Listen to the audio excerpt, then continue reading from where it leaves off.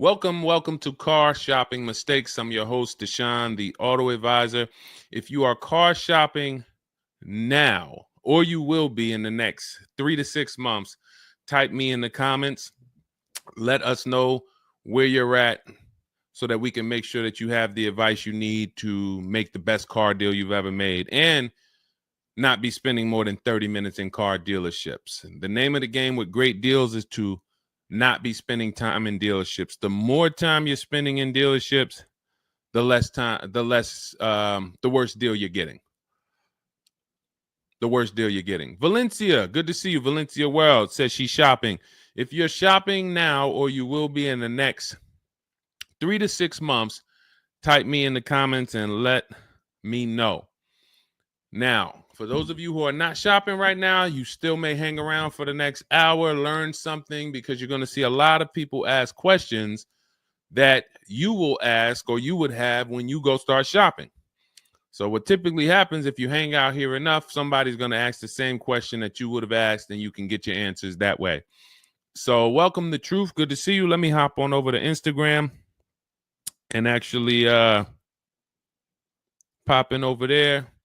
And I'll give you guys time to start typing your questions. No questions off limit. I try to do just rapid fire Q&A. So you have questions about leasing, about loans, about, getting the best deal, new cars, pre-owned cars. If you just want to tell me your situation, kind of what your goal is, we can go from there. And that's typically how we run it here. So let's see.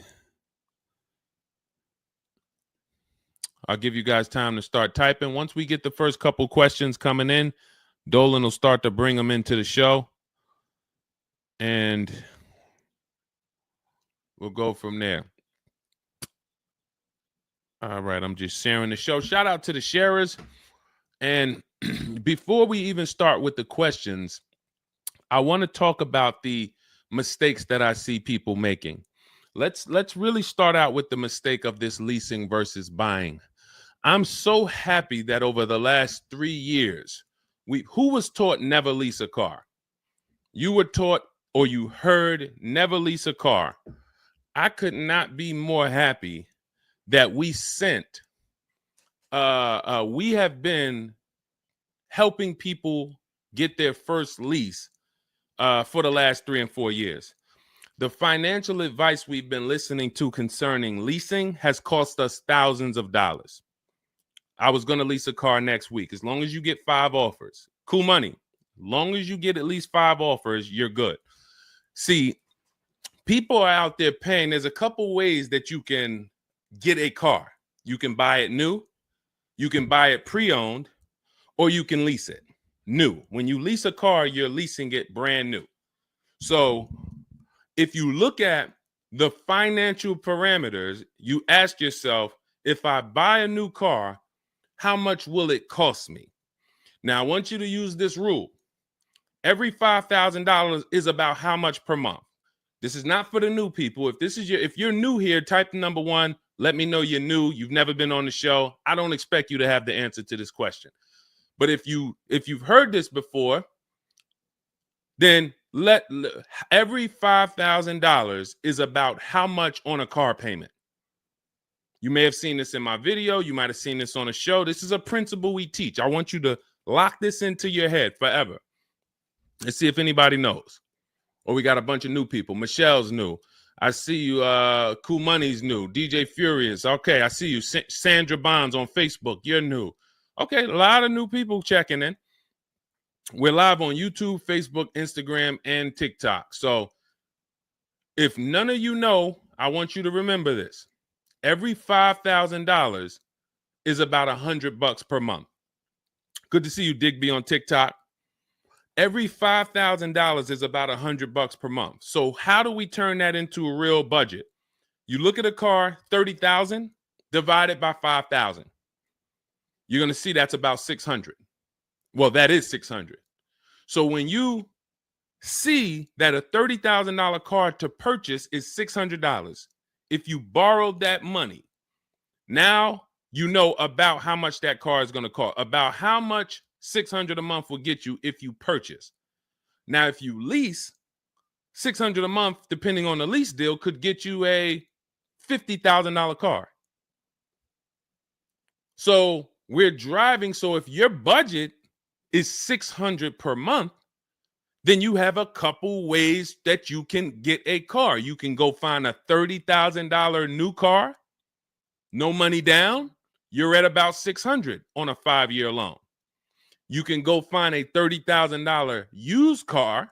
You're about $600 on a 5-year loan. Now, for $30,000 used car, maybe it was like $45 when it was new. You get it for $30. Or you can get a $50,000, depending on the lease deal, brand new car that you lease. So let's drive this home. You have people pulling up in cars. They're all paying $600 a month. One of them is driving a brand new $30,000 car. They didn't put any money down. Another one is driving a $30,000 used car. They didn't put any money down. $30,000 car. Another one is driving a $50,000 brand new car. They didn't put any money down. Who's getting the most value? In the short term, it's the person driving the $50,000 new car. It's nothing you can say about that. It's no like, well, it depends. Nope. $50,000 brand new car, $30,000 brand new car, $30,000 used car. The person driving the $50,000 car at $600 a month is getting the most value, hands down. Now, in the long run, where do the people who buy win? That's where we talk about the 8-year rule. That's why if you're buying your cars and you're keeping it 8 years, you should be purchasing, not leasing. 8 years is when you win. So that's where I wanted to start at.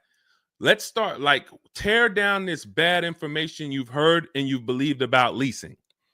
And I see people asking, we got a lot of questions coming in. I see you, Jaguar Music, on Instagram. I see you, Cool Money. I see you, we got quite, I see, hold on. From what I can see, we got like 4 or 5 questions waiting. So Dolan, you could bring in the first one. Type your questions in, anything you want to ask. If you want to ask about leasing, I saw someone asked about bad credit. What about if I have bad credit? What about mileage with leasing? Just start typing those questions. We'll bring them all into the show and we'll get to them one by one.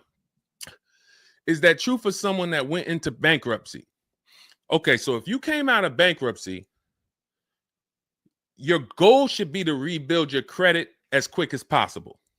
Right now, your credit's blank. You come out of bankruptcy, your credit's blank. You have nothing there, and that's a good thing and a bad thing. It's easy for you to build. I've seen people come out of a bankruptcy and literally they have a 700 score in 1 year. They're going to go get credit cards.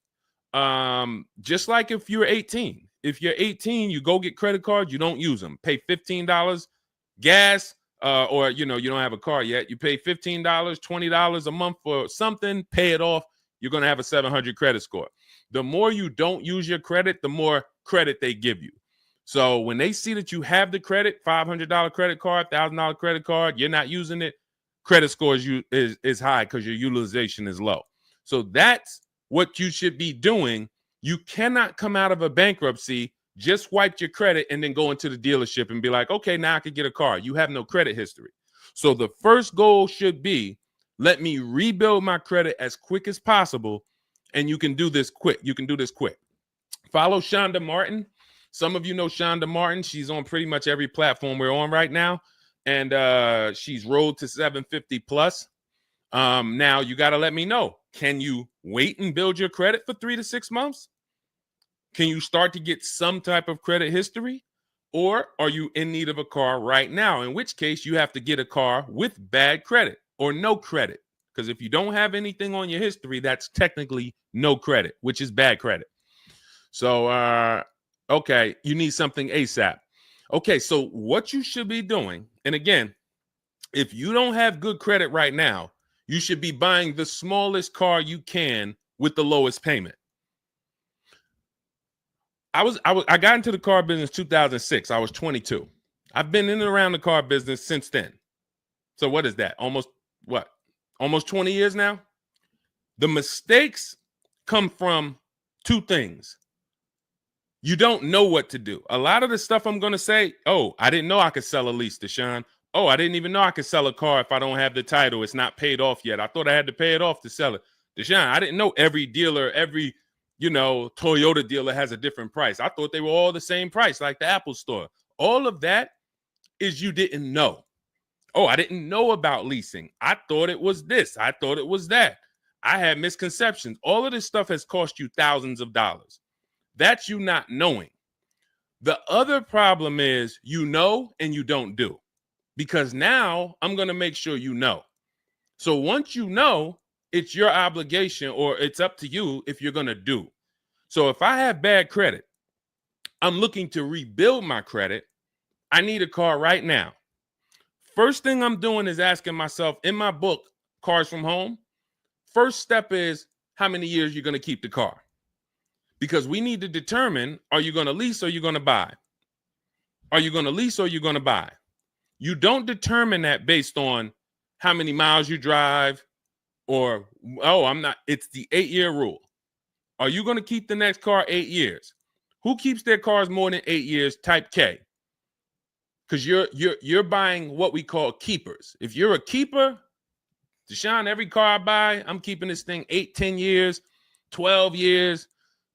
When the transmission goes out, I go and get another transmission. I see we got keepers. Shout out to the keepers. Michelle, we got Chantal. Who are the keepers? Sandra Bonds on Facebook. I see you. Where are the keepers at? K Mathis on Instagram. Keepers. These, you should not be thinking about leasing. Who's the keepers? See, we like to make this clear. Lon, I see you. Kara, keeper. All right. You need to be very clear, because people be like, Deshone, you talk about leasing a lot. Should everybody be leasing? No. Everyone who's not keeping their cars 8 years should be leasing. And if you don't have the credit to lease, your goal should be get the credit to lease. But so the first question I'm asking you, if I have bad credit, is how many years am I going to keep this car? Now, to those of you because if you don't have bad credit, or if you don't have marginal credit, somebody is going to have it. There's a lot of people getting hit in this economy, and they're going to have credit challenges and need a car. Why is this important? Because let's just say I don't have good credit, but I'm a keeper. That means I'm not thinking about leasing. I'm looking to get a car that I can keep for 8 to 10 years or more, and I don't really have good credit right now. No problem, because the goal is find the best car for the best price, and then I'm going to get a loan, and I'm going to pay more for that loan because my credit is bad. I still need to get a great price on the car. We got to talk about that. Separating the price of the car from the loan. Some of you are savvy and you understand this, and some of you just mix these things together. But when it comes to getting a high interest rate because I have bad credit, as long as I get a good car, once my credit is better, what can I do with that loan? So let's say I got a great price on a car. I got a car, it's going to last 10 years. It's perfect, but I'm paying 21% interest. So I'm going to fix my credit, work on my credit. And then once my credit is good, I still want to keep this car. What can I do with this loan? Refinance. That's a simple fix. But if you don't realize that you're a keeper, then you're going in and you're getting a bad car. 6 months, a year down the road, 2 years, the car's having problems because you didn't take it seriously that you needed a long-term car. So not only did you mess up the plan because the car is going to start having problems, now I got to see, do I want to fix the car, or do I want to, I got to make the payment, now my payment's due, but then the car's having problems. All of this can be prevented. And you need to know up front what your goal is.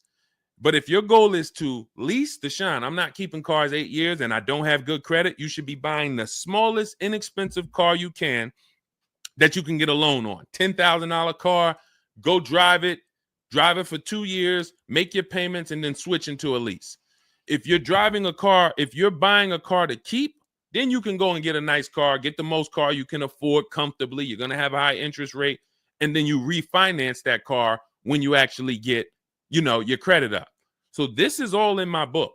My digital book, Cars from Home, breaks all of this down step by step. Whether you have good credit, bad credit, how to know when to lease, how to know when to buy, new car, used car, you drive a lot of miles. I have plans in there for everybody. It's a digital book. It's 5-star rated. Thank you to everybody who went to Goodreads and reviewed the book. You can get a copy of the book. It's normally $97. You can get it as part of my launch offer for 75% off. That's $24. It's for 2 hours. So as long as you get there, go to my TikTok bio, my Instagram bio, the YouTube comments or the Facebook comments, click that link, and you'll see $24 for 2 hours. Once that, as long as you get it before that, you got it for $24 instead of $97. And you can have everything step by step. So you're not worried about, I'm trying to remember all of this. You can watch the replay on YouTube too.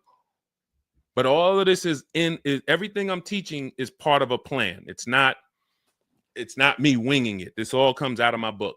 All right, go ahead, Dolan. Bring the next one up. Keep typing your questions. I know we got a lot of questions coming in from all 4 platforms, so Dolan will bring them into the show. Just keep on typing. What is considered marginal credit? Now, this is going to depend on what you're trying to achieve. I like to see all right, who's a homeowner? If you're a homeowner, type me. Now, if you had marginal credit before you bought your home, your realtor or your mortgage person probably told you, go work on your credit and then get your credit to this to get a mortgage. A lot of people do that. They go and they work on their credit, and once their credit is a 640 or 620 or 660 or whatever it is to qualify for the mortgage, they go and get their mortgage. That's how it should be with a car. You want to get yourself, if you have the time, you want to get yourself to about that 660 mark. That 660 mark puts you, and I'm talking, do not use Credit Karma. Do not use Credit Karma. The amount of people who used to come into the dealership we run their credit, it's low 6s, 609, 590. And then they call me back, a couple months down the road. Oh, Deshone, yeah, my credit's better.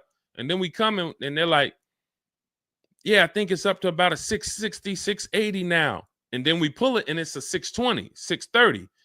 And that's Credit Karma. Do not put yourself in a position where you're listening to Credit Karma. Pay. You can go to Google and you can type in, get my FICO scores. You want your FICO scores direct from the credit bureau.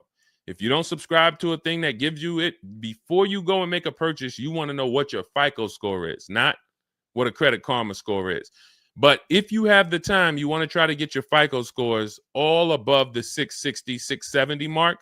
That's going to be in that good category. You can qualify for a lot of leases. Now, if you're in the 650, I want you to think about this.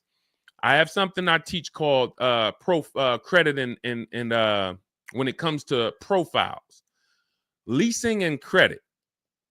It's easier to get a loan to buy a car than it is many times to qualify for a lease. If you got a low 600 credit score, a lot of people will approve you. They're just going to approve you at a higher rate, higher interest rate. With a lease, it can work similar. But sometimes when you're in that low 620, 630, it's very tough to get approved. They're not going to take that much risk, but you may have a strong profile. So when you go into this, it's not black and white, guys. It's not like you can say, if my credit score is this, I'm done. What if your credit score is this, but you have a car payment already you've paid on time? When I worked for Mercedes, I worked for Mercedes for 5 years. We'd have people whose whole life was falling apart, but they never missed a payment on their Mercedes, and they get approved all the time. Everything else is falling apart, behind on the home. But if Mercedes sees you pay them, you got approved. So what I say is a current car. That's why those of you, if you're building to get a lease, if you're building to get a better car, pay that car on time that you have now. Because the best thing you can do is have a history of on-time payments on your car. That means a lot to a bank versus missing the car or putting the payments on the back because you thought that somebody told you could do that and it wouldn't affect your credit. A lot of people learn the hard way. Oh, I thought when I put the payment on the back, it didn't show as late. It does. So we again, I'm here to tell you everything from the inside. I've been helping people for years. We have people all around the country. You know, we'll bring a lot of them into the show. Marguerite, Brian, you know, a lot of the people who write in, Sheree. But we have this. I'm telling you from the inside, not from your perspective. I'm not like the public, and it's like, oh, this guy this guy must have really learned about buying cars because he's teaching. No, I'm from the dealerships. And, you know, if I wasn't doing what I was doing for 10 plus years, that was my job in dealerships, working with people, looking at banks, looking at credit reports, sitting there, seeing people turn down, seeing negative equity. So that's where my solutions for you come from inside. And so I would tell you, try to get to that mid sixes mark. And you'll put yourself out of a manipulation zone. You can qualify for a lot more things. All right, I see you, Michelle. I see you. Kim Randall, good to see you. The Savage Mama checking in. Abdul checking in. Good to see you. Go ahead, Dolan. You can bring up the next one. All right. Shout out to Dad. Y'all running the likes up on TikTok. Thank you so much. Thank you to everybody who's double tapping the screen. We appreciate you. Can you talk about putting money down or not when purchasing a car? So important. Listen, this is a good one. This is a good one. I don't know who asked this question, but this is a good one. Can you talk about putting money down or not when purchasing a car? So here's how you want to make sure your down payment never gets taken if you are purchasing a car. You must separate your monthly payments from the price of the car. You make the mistake sometimes of going in and saying, what's the payments on that car? Who's ever said that? Hit the like button, type me. You ever said, hey, what's the payments like on that car right there? The reason why we don't do that is because you're actually mixing two transactions when you do that. Thank you for being honest. Shout out to the people who are being honest. You're mixing two transactions.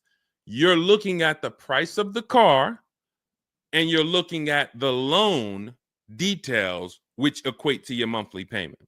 See, if you pay cash for cars, then you understand you don't care about the payments. You go in, you're trying to find out the out the door price. What is my out the door price from the car for this car? If you're doing it our way, you're doing this from home. Bunch of dealers submitting offers to you. They're out the door offers for this car to your email, bidding war. We'll talk more about that in a little bit. That's the cars from home way. But once you get the out the door price, you then say, all right, that car that I want, $32,000, including all my tax, all my fees, $32,000. I pull up my auto loan calculator. How much is $32,000 on a car payment? Well, 5 years might be around $620 a month. 6 years might be around $550 a month. Okay. Do I want my payment to be that high? If I could afford that payment, do I want my payment to be that high? You see how we've separated the price of the car from our loan and our monthly payments. This has nothing to do, and this is what we call the 3 pillars of great car deals. 3 pillars. You cannot get a great car deal if you're mixing these 3 pillars. First one, who I buy my car from. Second, who I get my loan from. Third, who I give my old car to and sell it to. That's why we don't say trade here. That's a curse word. Forgive me if I even saying it. And if, we get some questions about trade-ins, we'll explain why we don't trade cars. So we have to separate these and bid out each one.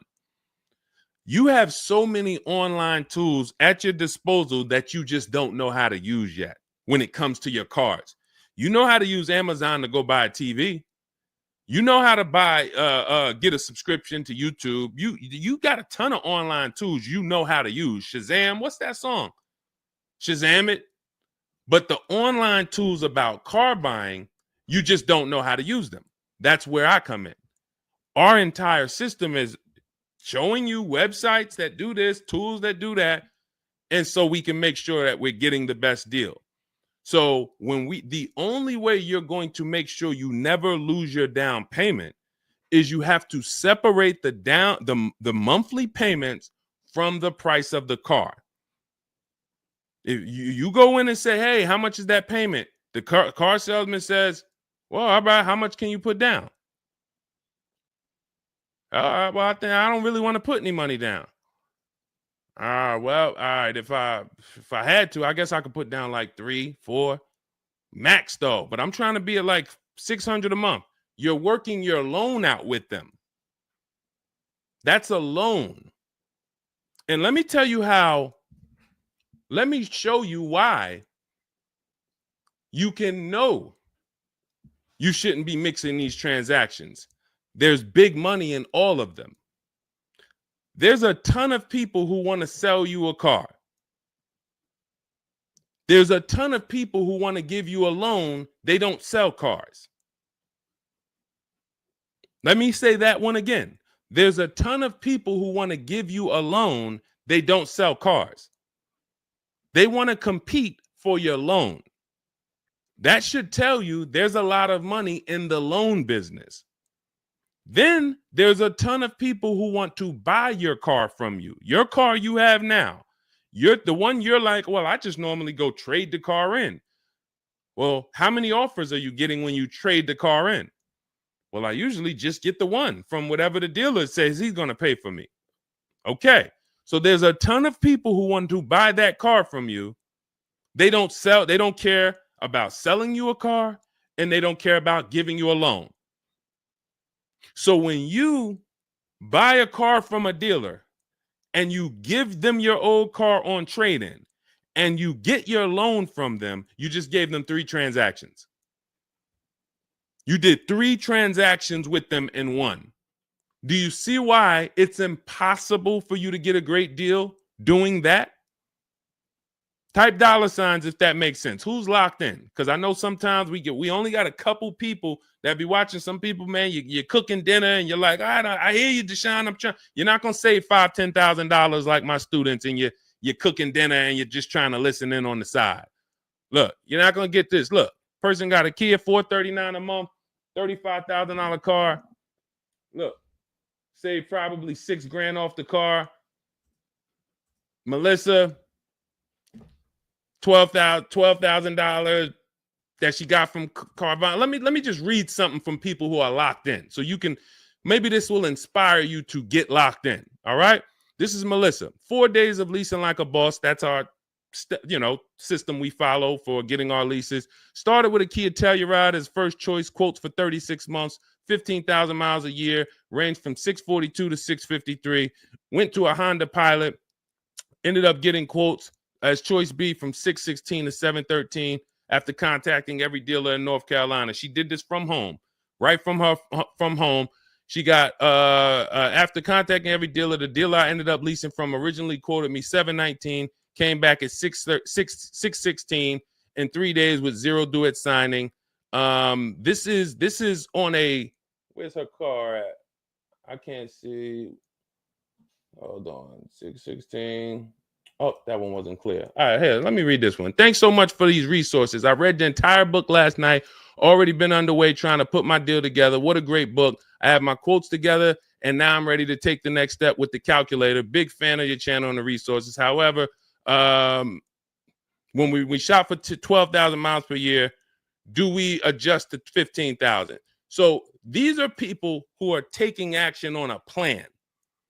So when you see the plan, there's going to be different results. If you're out here winging your car process, oh, I hope I did this. Oh, shoot, I thought I watched the Instagram video. They told me don't say that. I shouldn't have told them I had a down payment. You're not going to get it. You're not going to save $5,000 or $10,000 on your car payment, on your car transaction accidentally. You don't just slip into that. So lock in and grab this lesson now. I need to separate my transactions. Who I buy my car from is one transaction. I'm going to bid it out.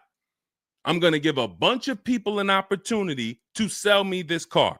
If I'm looking at a used Toyota Camry, I want to see every Toyota Camry within 150 miles, and I'm going to narrow it down, and I'm going to pick the best one, independent of my loan. My loan is a whole nother story, because when I shop for my loan, I'm going to do the bank bidding war where I can have multiple people. I don't even want to mention that without telling you about it, because it's like, whoa, what's the bank bidding war, Deshone? Okay, so you can have multiple banks and credit unions compete for your interest rate in a small period of time, and it's going to weigh on your credit score like one hard inquiry. Like one hard inquiry. Mamba Mentality, I love the name. I love the name. Why can't I do a super chat? I don't know. Yinka, good to see you on Facebook. IB Johnson. On one hard inquiry. So let's just say, and so when you get your loan, how do we know that 5.2% interest rate was the best? How do you know that the 7.1 interest rate was the best if you have no other offers?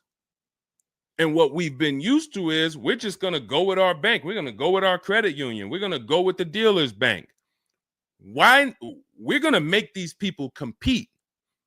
And when you do this, when you do it this way, you can have people compete in a short period of time and get multiple offers on your loan without it affecting your credit score. But it has to be done in a small window of time. Now, if you Google it, rate shopping, it'll say between 14 days and 45 days. You do it our way, it's going to take you 48 hours. And you don't do this until after you find your car. After you find your car is when you do a hard inquiry. You let these banks and credit unions compete for your loan. And again, you notice I've already found my car. I already got the best price on that car right there at ABC Motors. I got that thing on hold. Don't pick up the car the same day. As much as they're going to ask you, hey, you want to take it home today? You want to take it home today? No. If I take it home today, when do I have time to go shop my interest rates?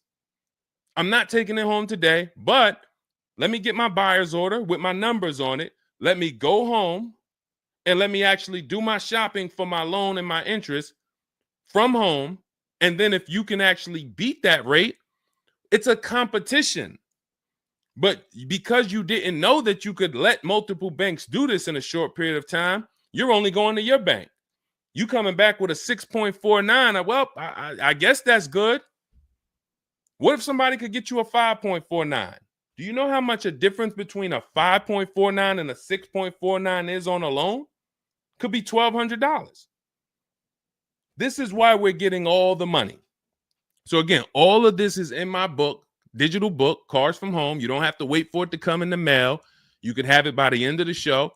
It's in my TikTok bio, Instagram bio, Facebook comments, and YouTube comments. Normally $97, but you can get it as part of our welcome offer for $24. As long as you get there before the 2 hours is up, you get it for 75% off. It'll have everything in there. That is the bank bidding war.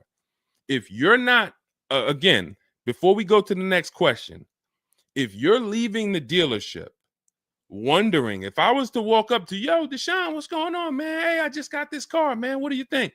Okay. Did you get a good deal on it?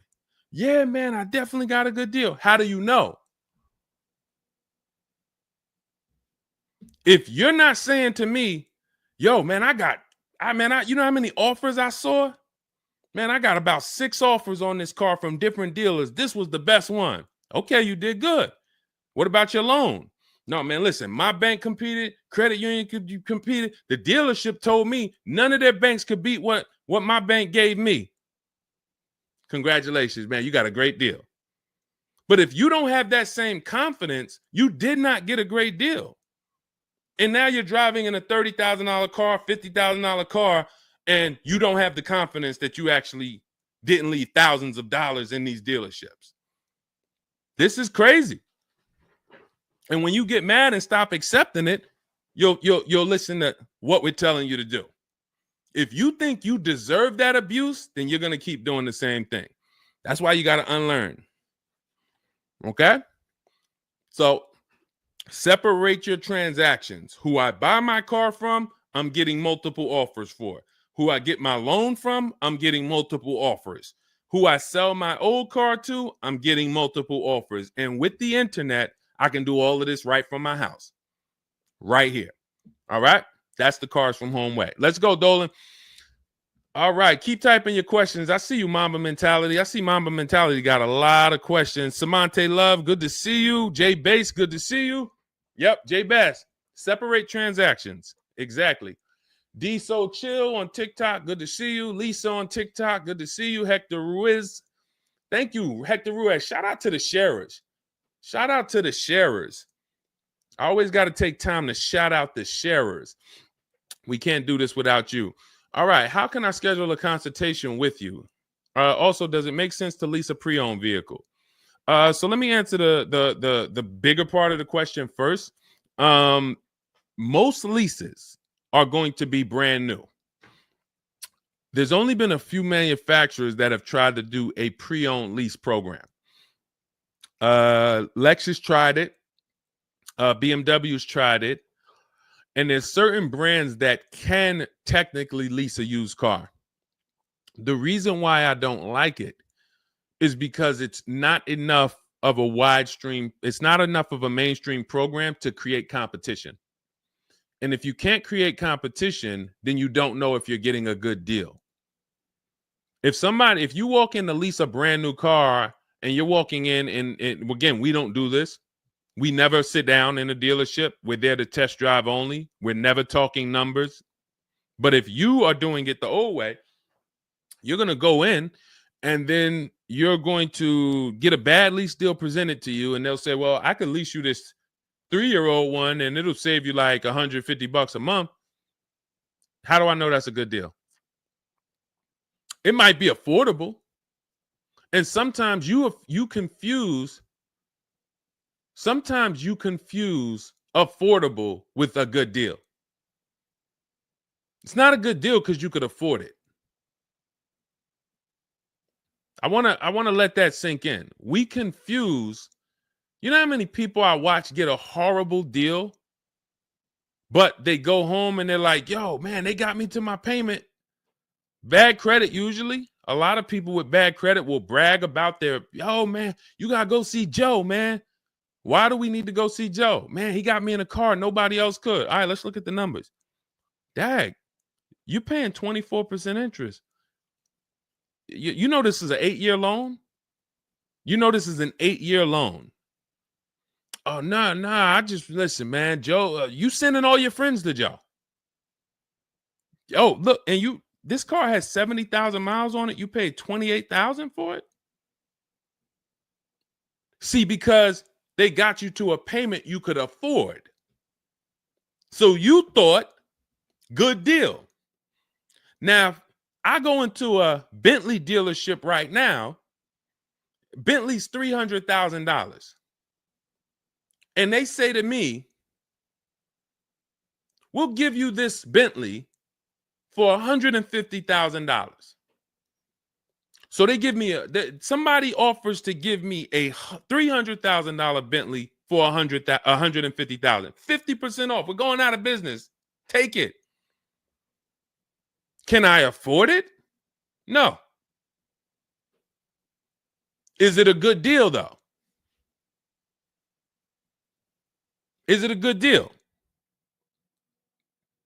$300,000 Bentley, half price, $150,000. Many people, you don't have that in your budget to go and bring $150,000 dropping on a car. Now, if you want to do a business thing, go buy it for $150,000, quickly sell it to another dealer for $220,000. Okay, that's what we would do. But I'm not talking about that. I'm talking about just you alone. Affordability does not equal deal. A deal is a deal whether I could afford the deal or not. And the only way we know a deal is to actually get multiple offers. There's no other way. So I'm going to continue to say it. There is no other way. I've been in the car business since 2006. There is no other way for you to know you got a deal without comparison shopping. Same way if you walked into a grocery store and there was only one, you walk into the Dorito factory. There's only Doritos everywhere. No other competition. They sell them for $7 a bag. There's no competition. So everybody who's in the Dorito factory is paying $7. But when they go in the supermarket, Doritos competing against Lay's, competing against Wise. Oh, you can't be $7, Dorito. You might have to be $4 this week. You might have to be on sale this week for $2.99. Competition. It's everything else. So a lot of what I'm saying to you will click when you realize that you've been programmed to buy cars in a way that you don't buy anything else up. You don't buy anything else that way. Everything else you buy in your life is competition. People competing.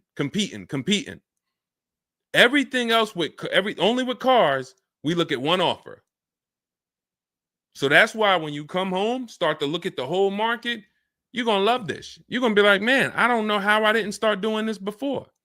What I'm teaching is not, the whole cars from home system is not rocket science. We just use the internet to create competition. That's how we get crazy deals.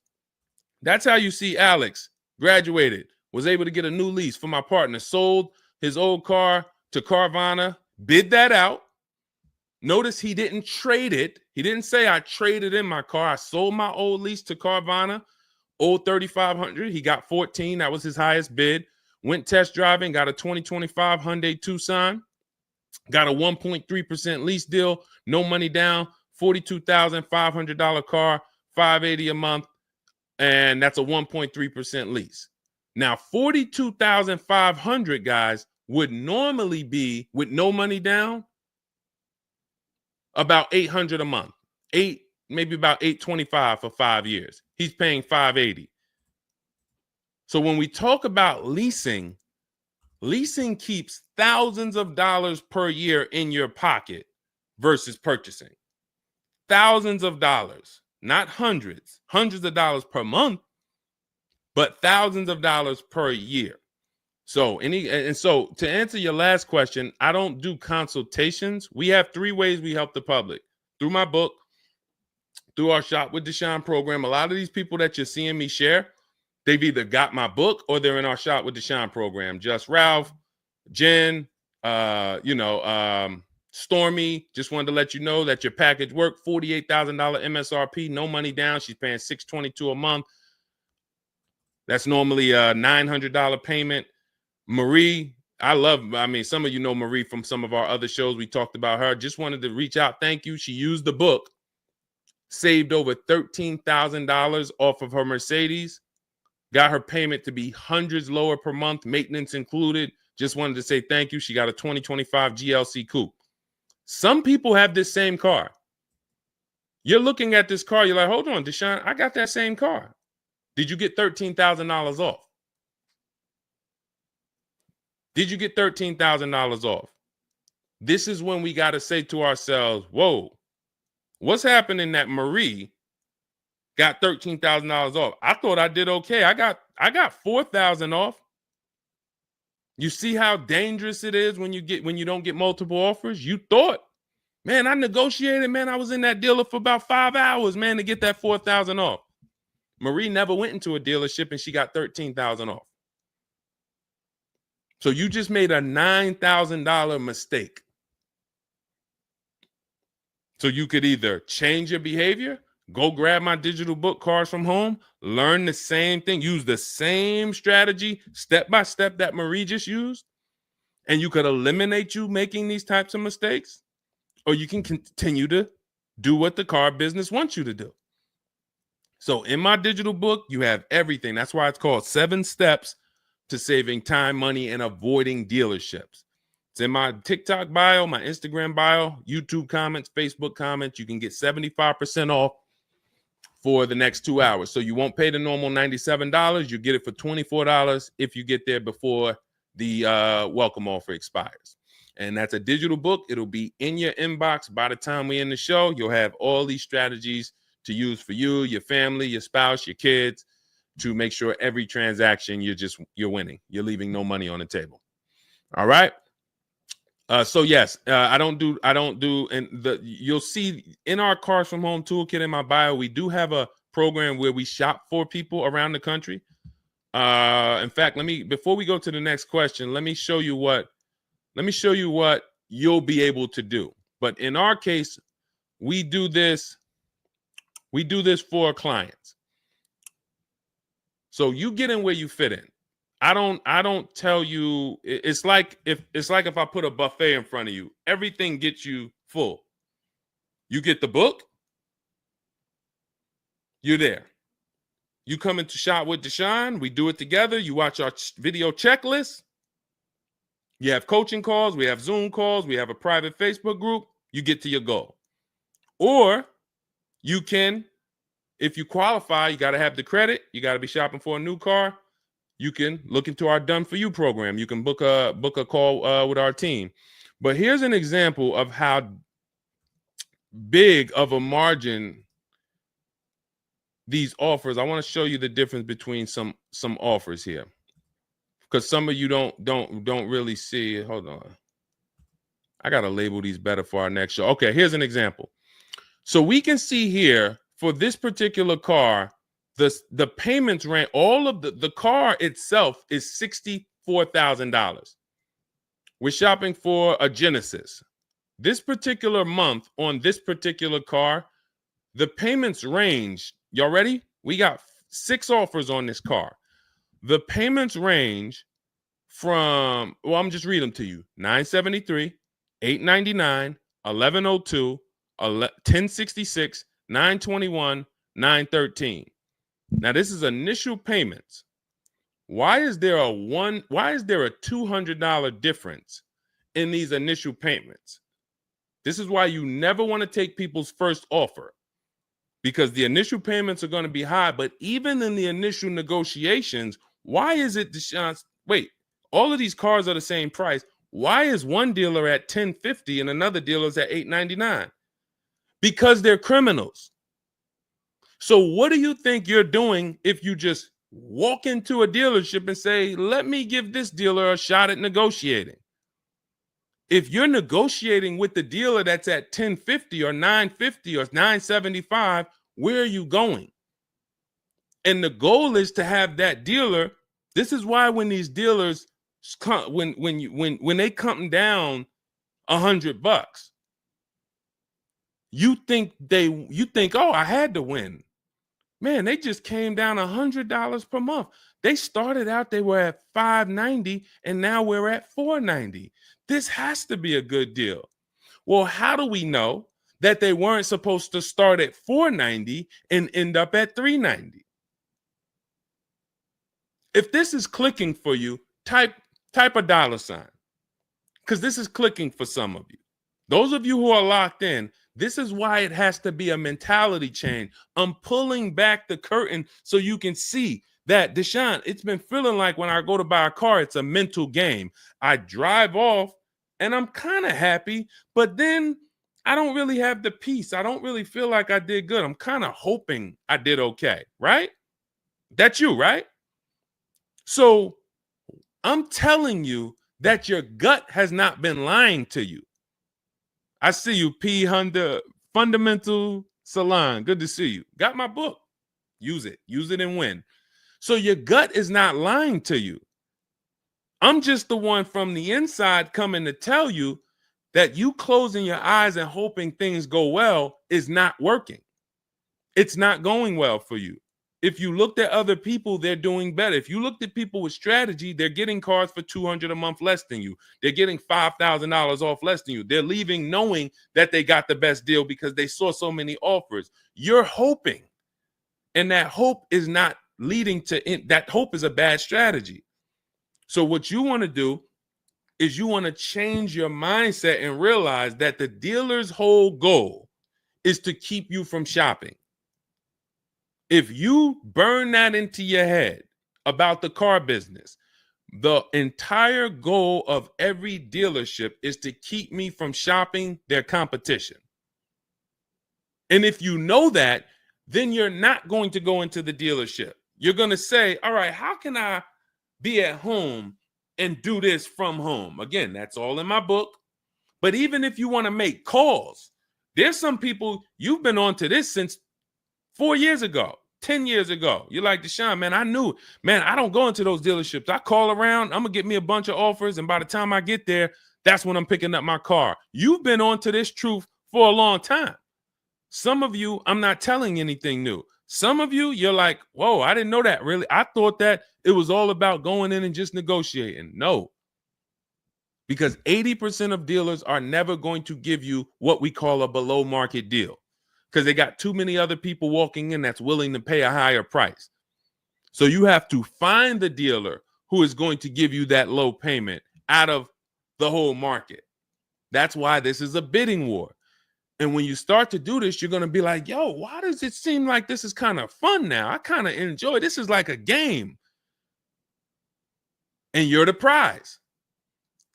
So instead of feeling like you're begging, oh, come on, can you do another $500 off?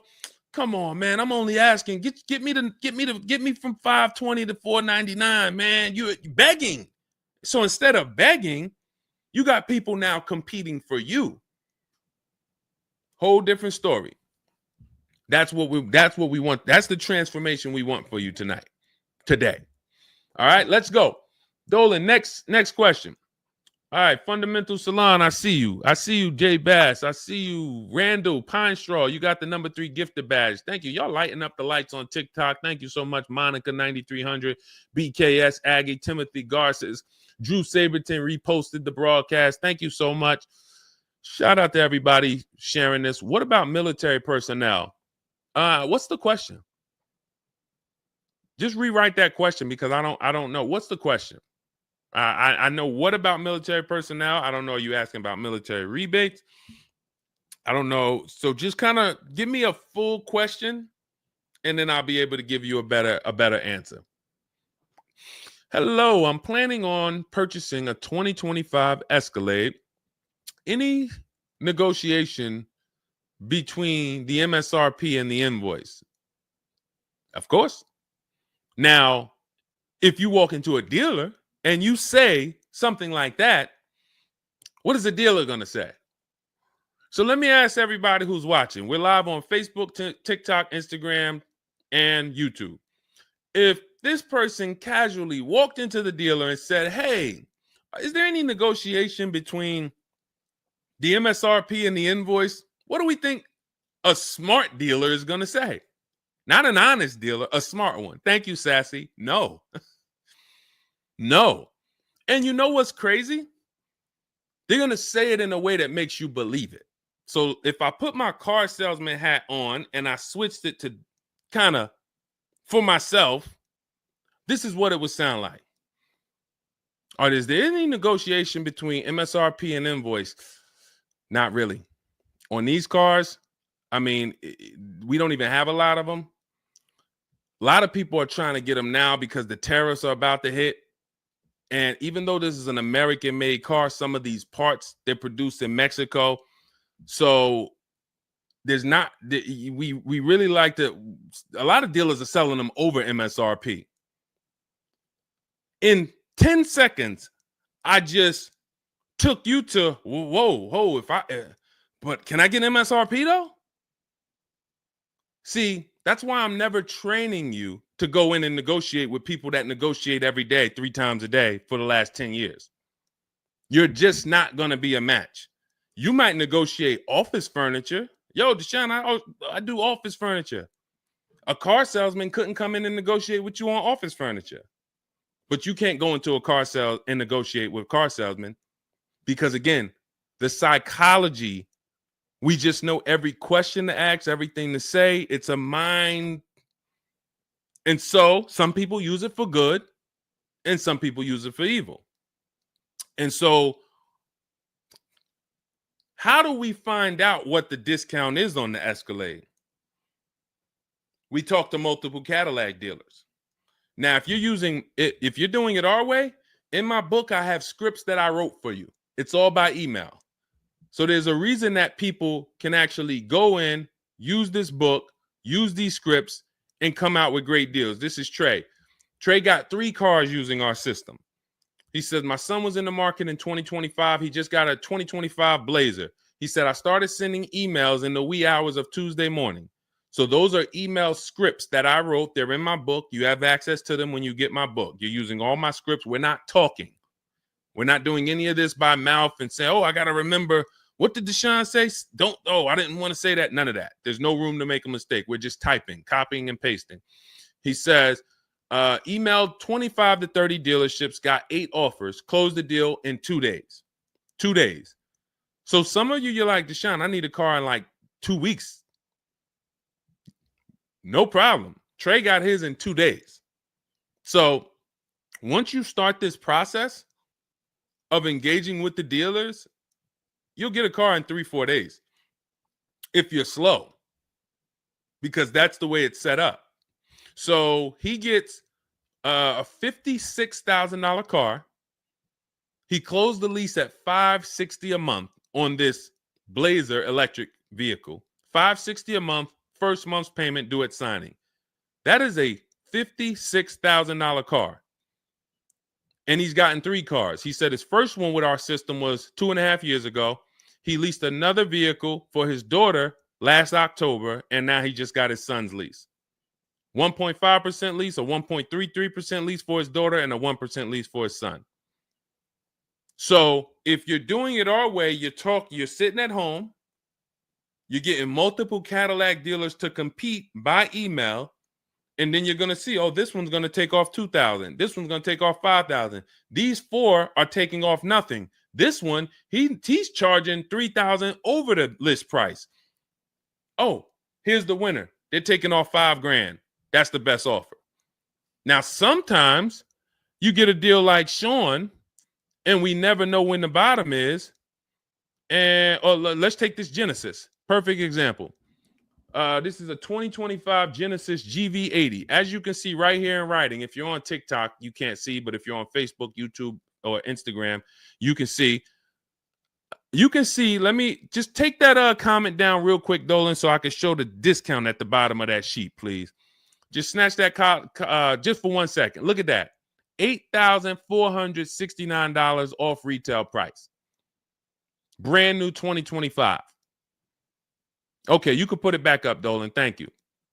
So when you look at that, this is the lowest offer of multiple offers. Maybe $8,500 is the best discount on this particular vehicle. But when we go to Sean, let's go to Sean. F-150 Lightning XLT, $73,000 vehicle. What's his discount? $21,000. Look at the dealer discount and look at the rebates. And every dealer is not going to tell you the rebates. Some dealers will not be honest with you about the rebates. They'll hold some of them or they'll hold all of them. When he got all his offers, he saved $21,000 off the price of the car. So how do we determine, to answer your question about the Cadillac Escalade, what's the discount between MSRP and invoice? We don't know. Could be the best discount could be $3,000. The best discount could be $5,000, could be $10,000, $12,000. We don't know. And because you don't know, you cannot negotiate. If you knew that the best discount you could get on a Cadillac Escalade was $8,000, you knew that, then it would be easy to negotiate. I'm just going to go on. All right, man, come on. You're at $6,000. Nah, man, I want another $1,000 at least. I'll let you keep the last $1,000, but you got to get me to $7,000 because you know the bottom, $8,000. No car that we go in to get do we ever know what the bottom is. So what you're doing is you're feeling for the bottom. But if Sean thought $10,000 off was the bottom for his F-150 Lightning, then he wouldn't have got $21,000 off. That's the danger. So when I say to you, you're leaving $3,000, $5,000, $7,000 on the table, you can't say to me, Deshone, no, I'm not. Because I get so many offers, man. I know I'm not leaving money on the table. You don't know you're leaving money on the table. I got $8,000 off my Infiniti truck I got when I leased it. How do I know that was the best offer? Because I had 7 other offers. I had 7 other offers of Infiniti dealers that I went back and forth with by email. This one giving me $3,000 off. This one $4,000. This one $6,000. This one $6,000. This one we'll do $8,000 off. You got it. You won. Took me 60 minutes. This is where I want you to get new cars, used cars. You're making your deals from home. You're the prize. You're going into the dealership to pick up your car, man. They like, man, you sell cars? How'd you was like quick, man, that you kind of knew this was quick. Car salesmen going to love you because you didn't waste their time. You didn't tie up 8 hours of their time. They're making deals with you in 20 minutes, 30 minutes. It's great for everybody, but it's mainly great for you. That's what we want. Okay, all of this is in my digital book, Cars from Home, 7 Steps to Saving Time, Money, and Avoiding Dealerships. It's not a mail book. It's a book. You can have it in your inbox in the next 5 minutes. Normally $97, but it's part of our welcome offer. You can go to my TikTok bio, Instagram bio, click those links. You can go to the Facebook comments or the YouTube comments. Dolan has a link for you guys. You get 75% off. That's $24, but it's only for 2 hours. Now, if you visited earlier, some of you, I did a show, my last show, you might have visited the link and you missed the countdown. You'll see it's gone. So you want to make sure when you actually go there, even if you come back in a couple minutes, don't let that timer hit 0.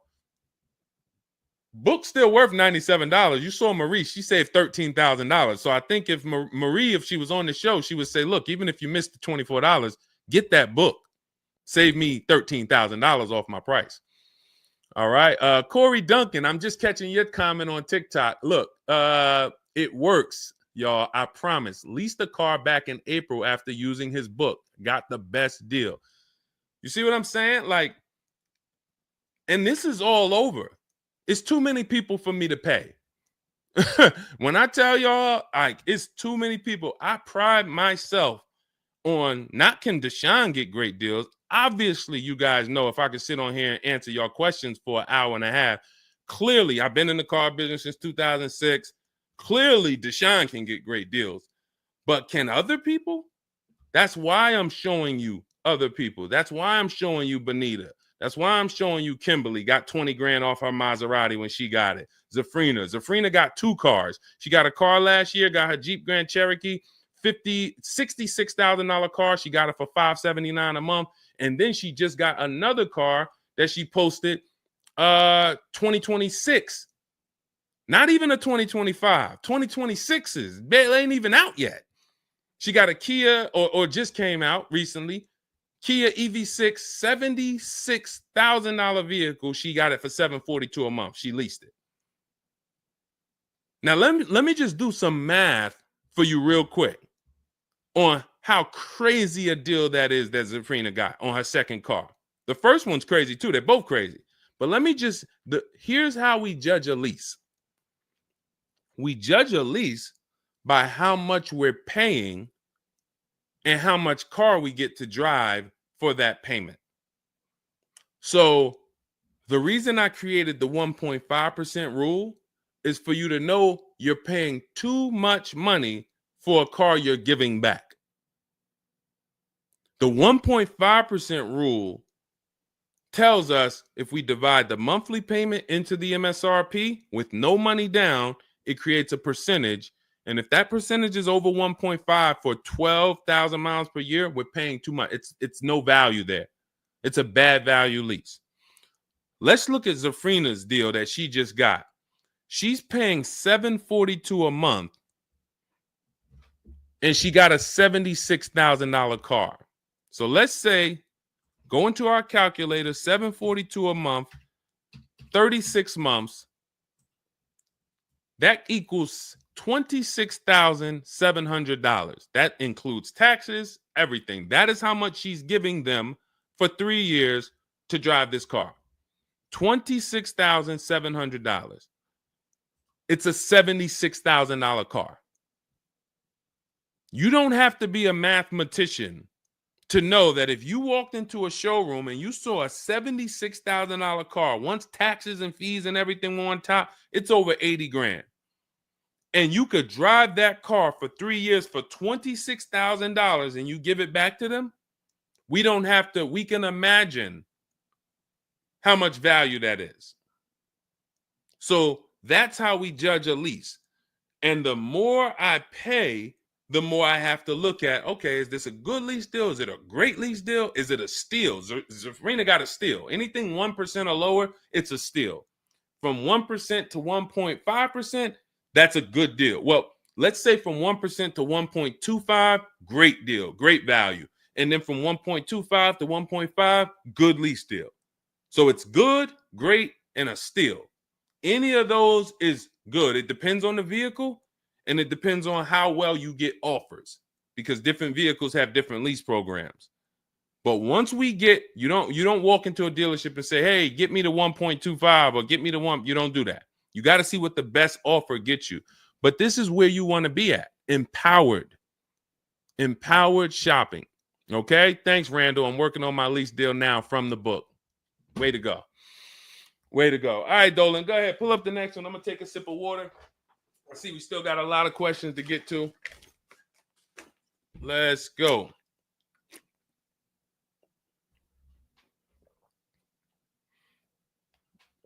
Mark is me. Good to see you on Instagram. Checking in. All right. Let's go. Does it matter if you email or call a dealership to find out the best price? All right. No. You just got to realize it's going to be different things that come with phone. The reason why. Okay. Who's a good negotiator? All right. Let me put it like this. Who's not a good negotiator? Let's be honest. Who's not a good negotiator? Type me. You're just not. It's not your thing. You don't really like confrontation. Not a good negotiator. Let's go. Who's going to be honest? Oh, we got a bunch of good negotiators on here today. Bunch of good negotiators. Where we at? Hershey. What's going on? Randall, Sassy. Who's okay?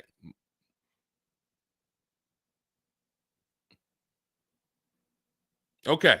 Couple people that want to be honest. Everyone else is a great negotiator. You need that to get on the phone. In order to get on the phone, you need to be a good negotiator. You need to be quick with your words. You need to be, and that's what's going to happen when you're calling to get deals. Now, if you're calling to get deals, you just need to be able to know exactly what information to give and what information not to give.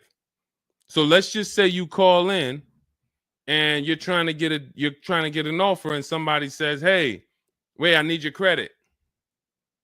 Okay, are you gonna say, "Well, no, actually, the people who I've been working with, they haven't been asking for credit. Just assume tier 1," or are you gonna, fumble through that? And if you so this is what you're going to get. That's why I say if you're calling, you could try asking for sales managers. But the reason why email far exceeds getting the offers by phone. Now, look, getting the offers by phone is way better than walking in. But if you get the offers by phone, you still have to you have to try to lock down who the good dealer is, because you're not going to really have anything in writing. And that could be a problem. That could be a problem, because whenever you're going in and you're thinking this, that's why everything we do is from home. Your credit app is done from home.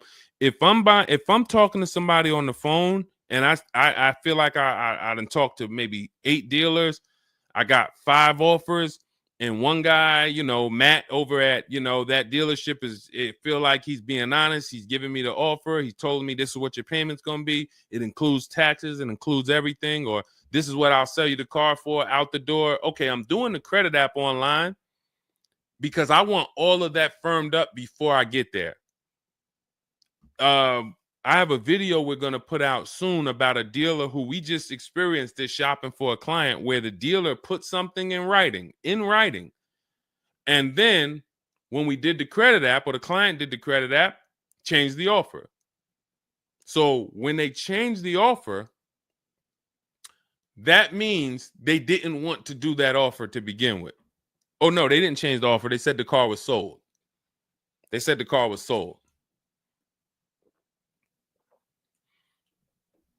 Me knowing what I know that what they wanted to do was tell you one thing and then they wanted you to come in so that you could so they could raise the price on you. This is why we are not going in until we do our credit app online. And when I tell you we are doing everything from home, except the test drive, we are doing everything from home. We're not going in, all right, come on in, let's finalize this. No, we'll come in and pick it up. You can send me the credit application. I will email you my driver's license. I'll email you my insurance card, because when you do this, your deal is solid. If you're going in the dealer to finalize your transaction, the deal is actually not solid. The deal can be changed. And what you'll see sometimes, like in this video we're going to post, is once they find out they can't get you to come in to actually change the price, that's when they're going to start changing the tune. That's when things are going to change. And okay, I see what you were trying to do. You were trying to get me in there so that you could change the price on me.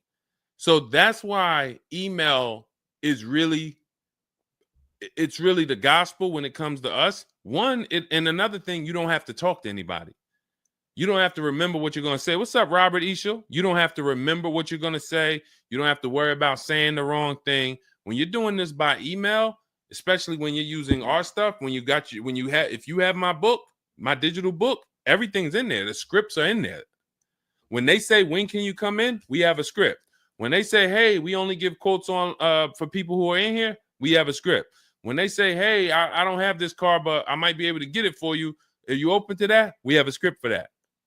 Everything, we have probably 50, 60 scripts. Everything they're going to say. So that allows us to have conversation by email. We're not just emailing.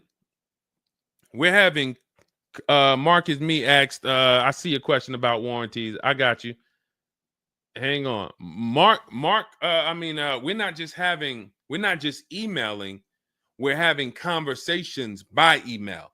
Big difference. Conversations by email move things forward. Oh, we can't do this. Oh, how about this? Hey, it's a back and forth. That's why our scripts are so powerful, and they move things forward and they keep it on your agenda.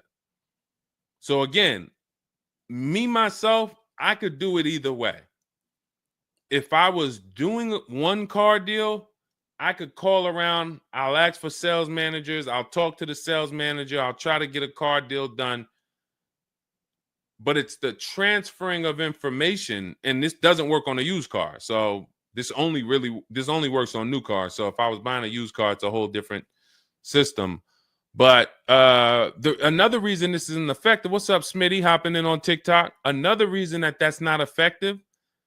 Again, better than you walking in. I'm just being straight up with you. If you told me is that better than me walking in? 100%. Get on the phone.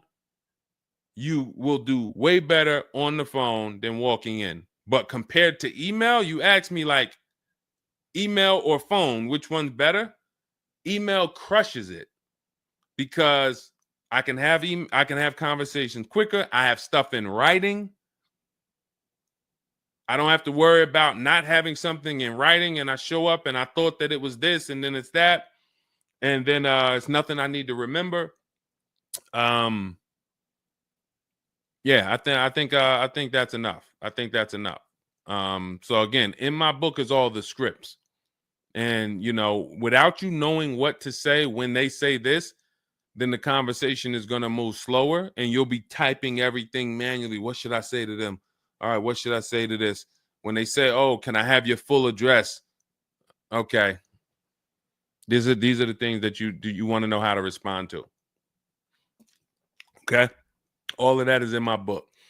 But again, either way is better than walking into the dealerships. Walking into the dealerships is where you're going to lose. All right, go ahead. Next question. Kevin Carroll, Jamie Rodriguez. Good to see you. How do we apply for a soft credit pre-approval? You have to find a bank or a credit union that does it. If your bank or credit union should be the first people you ask, can you get a soft credit pull pre-approval? Because the soft credit pull pre-approval doesn't start the rate clock, doesn't start first of all, the rate clock starts at the hard credit pull, which means your credit bureau, Equifax, Experian, TransUnion, they're looking now and saying, okay, you have a certain period of time where you can do more of these to actually get different rates.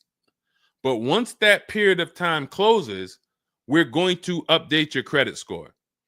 So let's just say you get that hard inquiry, and when it closes, your credit score drops 10 points. Okay. Had you gotten 3, it would have dropped 10 points. In that window, same 10 points.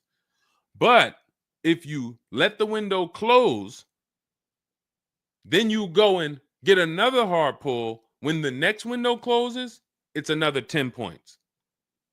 That's why we don't want to be moving like that. We don't want multiple hard pulls in a spaced out period of time. So you want soft credit pull, and if your bank or credit union doesn't do it, go to Google. Go to Google, type in soft credit pull pre-approvals. Find a bank that does it, because all you want to do is put your budget together. This might not be who you get a loan from. It's just for you to put your budget together. And if you've ever bought a house or you got a mortgage, you'll see, all right, you might pre-approve me for, 4.25 interest rate. And then once I go to get my loan or my mortgage, it might go to 4.3. It might go to 4.6. It doesn't matter. This is just to budget. You need something so that you can know how much you can spend. That's the purpose of the pre-approval. So it's no reason for you to ever give a hard credit pull. You are much better off just using the rule of every 5,000 is about $100 per month. Burn that into your head. Every 5,000 is about $100 per month. So that means when I'm looking at this $30,000 car, that's $600 a month for 5 years. What if I want it to be $500 a month? Then I need to, instead of taking out a loan for $30,000, I need to take out a loan for $25,000, which means I got to put $5,000 down. But if I'm taking out a loan for $30,000, it's going to be about $600 per month on a 5-year loan. You could go to 6 and it'll drop it a little. For 6, it'll drop it another, But if you don't have that rule of 5,000 in your head, you're too off in your budgeting. You need to have some type of anchor to what this car should cost me. If I'm looking at a $50,000 brand new car, I don't want to be able to, give me the $600 a month on that. Wait, Deshone already told me every 5,000 is $100 per month. How am I looking at a $50,000 car and saying get me the $600 on that? Just divide 50,000 by 500. You're gonna see, oh, that's 1,000. This thing costs 1,000 a month on a 5-year loan. Yes. No money down. Yes. This keeps you from getting in trouble. This keeps you from leaving out the dealership with a 9-year loan. You're at your payment, but your loan is for daggone. It's like if you might not know, there's 50-year mortgages. Who would take a 50-year mortgage? Anybody? Anybody volunteering for a 50-year mortgage? Any takers? I didn't think so. No. Why? If you went into a house, $500,000 house, and they said your payment is this for 30 years, but if you take a 50-year mortgage, it drops to this. Nobody on here would be like, okay, yeah, give me the 50-year mortgage. They're available because we've learned that 30 years is the longest you would take a mortgage. And that needs to be 72 months with cars. That's why I tell you 72 months should be the longest you ever consider for a car loan. And if you go in with these parameters, nobody can take advantage of you. All right. All right, let's go. We'll wrap in a car. We're almost done. I say let's go. See, we got maybe one or two more questions. We'll see. For lease, I can only go through the dealership finance department. We'll bring that one in next. I see you. I see you on TikTok. Anita, I see you. What's going on? Warranty extensions worth it? Oh, you mean extended warranties? Okay. Are extended warranties worth it? Depends on the car. If you with warranties, you're asking yourself, what's the odds that things are going to break on this car? And then how expensive are they to fix? And this is why when we get cars, we do something in step 4 of my book. There's a 5-minute process we do. It's a Google check where we check reliability. Every car you look at, you should be typing into Google 2025 this reliability. If you're buying a used car, you should be typing in 2023 Kia K5 reliability. And then you skim those articles. Thank you, Renee Cunningham. You skim those articles, and then you see, what are the third parties saying about this car? Are they saying the reliability is less than normal or less than average?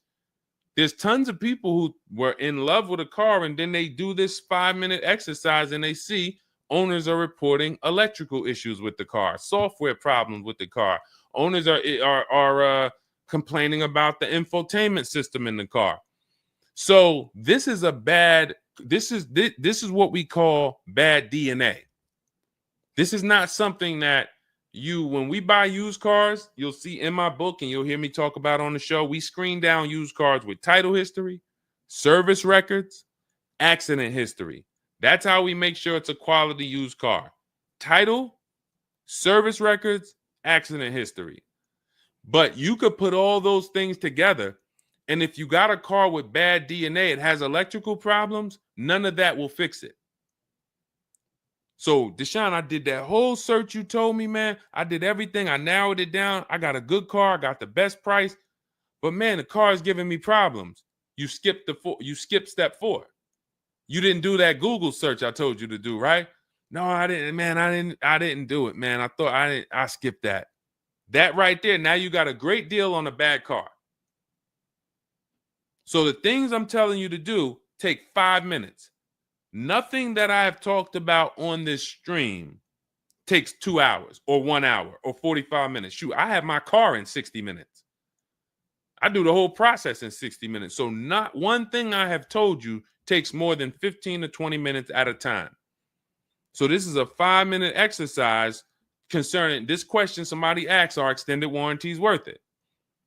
So extended warranties cannot fix a car with bad DNA. You want to skip that. So once you find out, okay, I got a car. For example, there's certain Nissans, when you pull them up, you do you're going to type in the year, the make, the model, longevity. Going back to the keepers. Everybody who answered earlier, they're a keeper. You buy your cars, you keep them more than 8 years, type K for keeper. You don't lease. I don't want you thinking about leasing.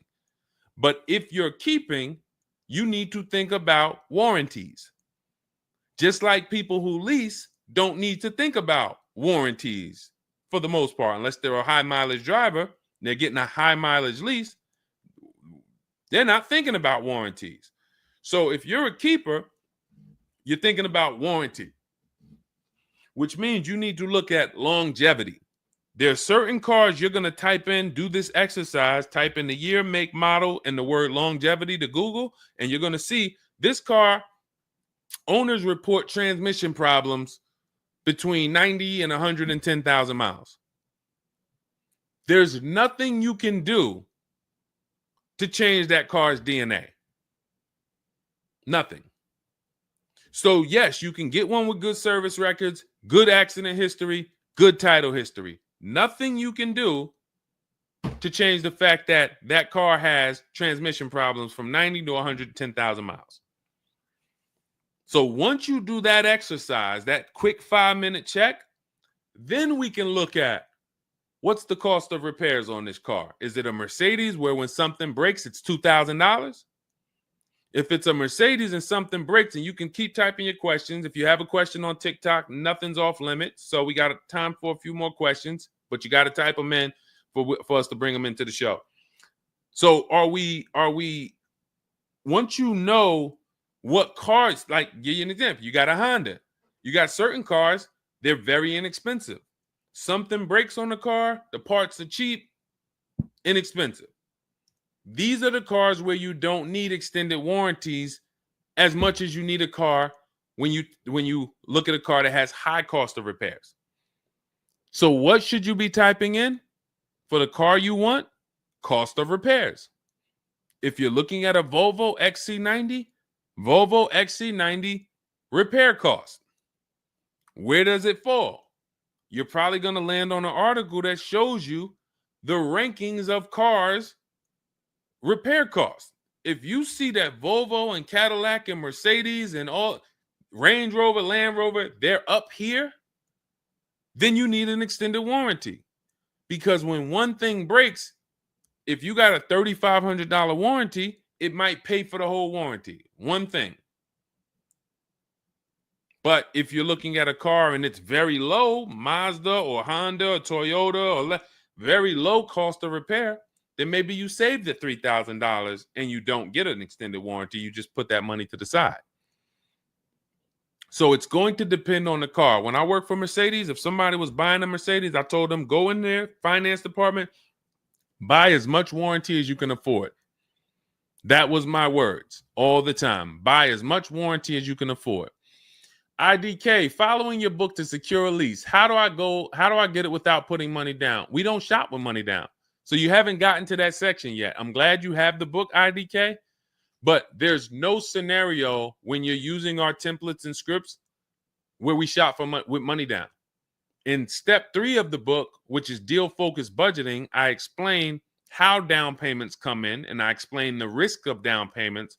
But when we're in step 5, which is reaching out to dealers where we're getting our offers, there's no down payment that ever comes into the conversation. All of our lease offers are with first month's payment due at signing. That's not a down payment because it's just like when you rent an apartment, you pay your rent at the beginning of the month. When you lease your car, you pay the payment at the beginning of the month.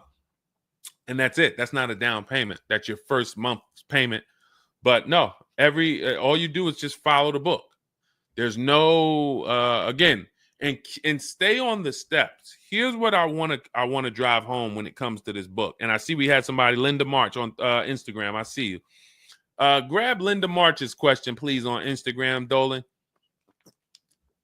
Do not read this like this is some seminar. There's 2 types of people who use the Cars from Home stuff.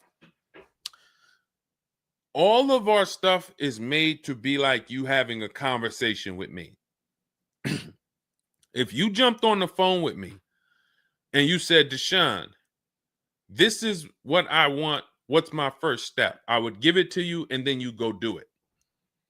I wouldn't say to you, okay, Linda, you're going to do this. And then once you do that, go and do this. And then once you do that, go and do this and then do that. And then by the time you finish this, you'll see this on this website, and then you'll be ready to pick up your car then.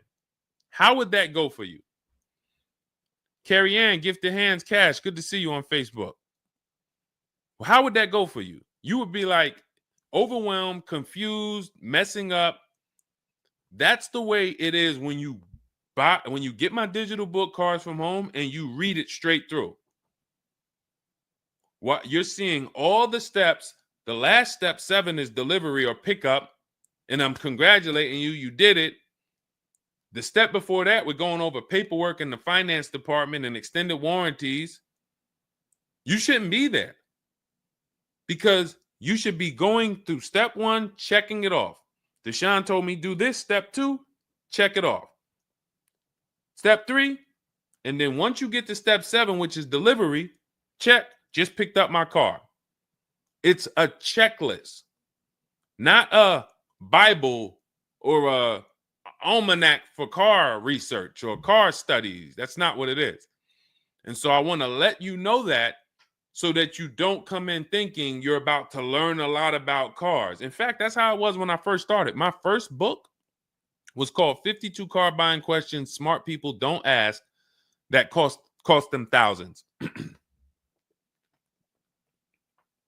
52 car buying questions smart people don't ask that cost them thousands. That book's not for sale anymore, but if you Google it, it's highly rated. People loved it. People said, Deshone, I use this book, man. I learned so much and I got a good deal.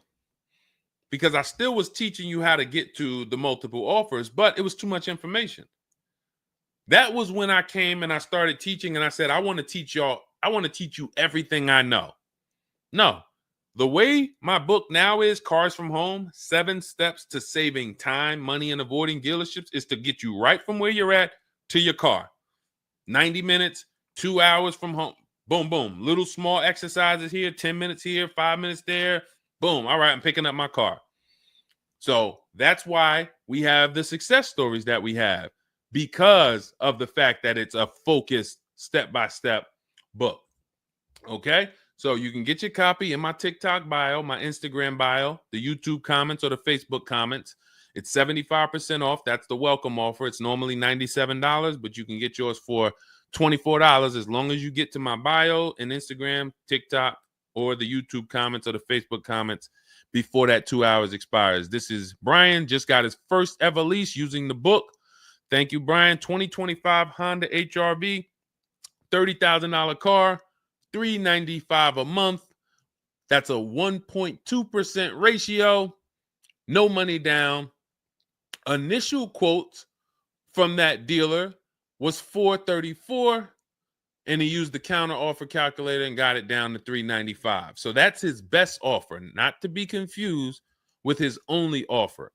That's his best offer that went from $434 down to whatever he ended up paying to get it to 1.2%.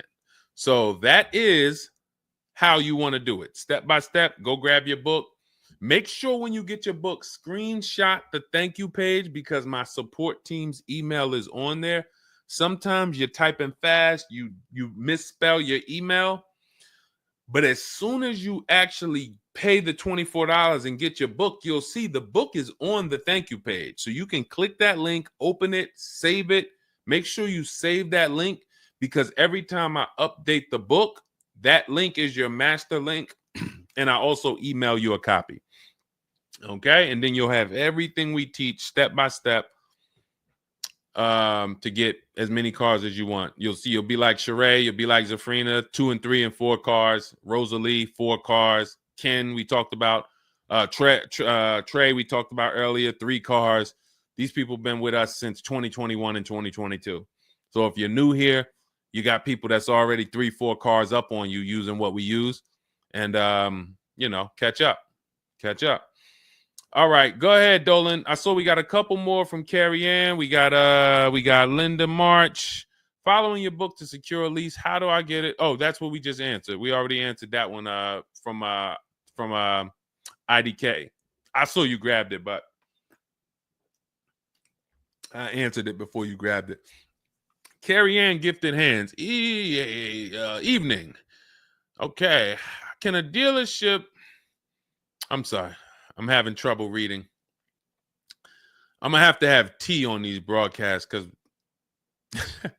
can a dealership take your newly purchased vehicle to a private mechanic without telling you?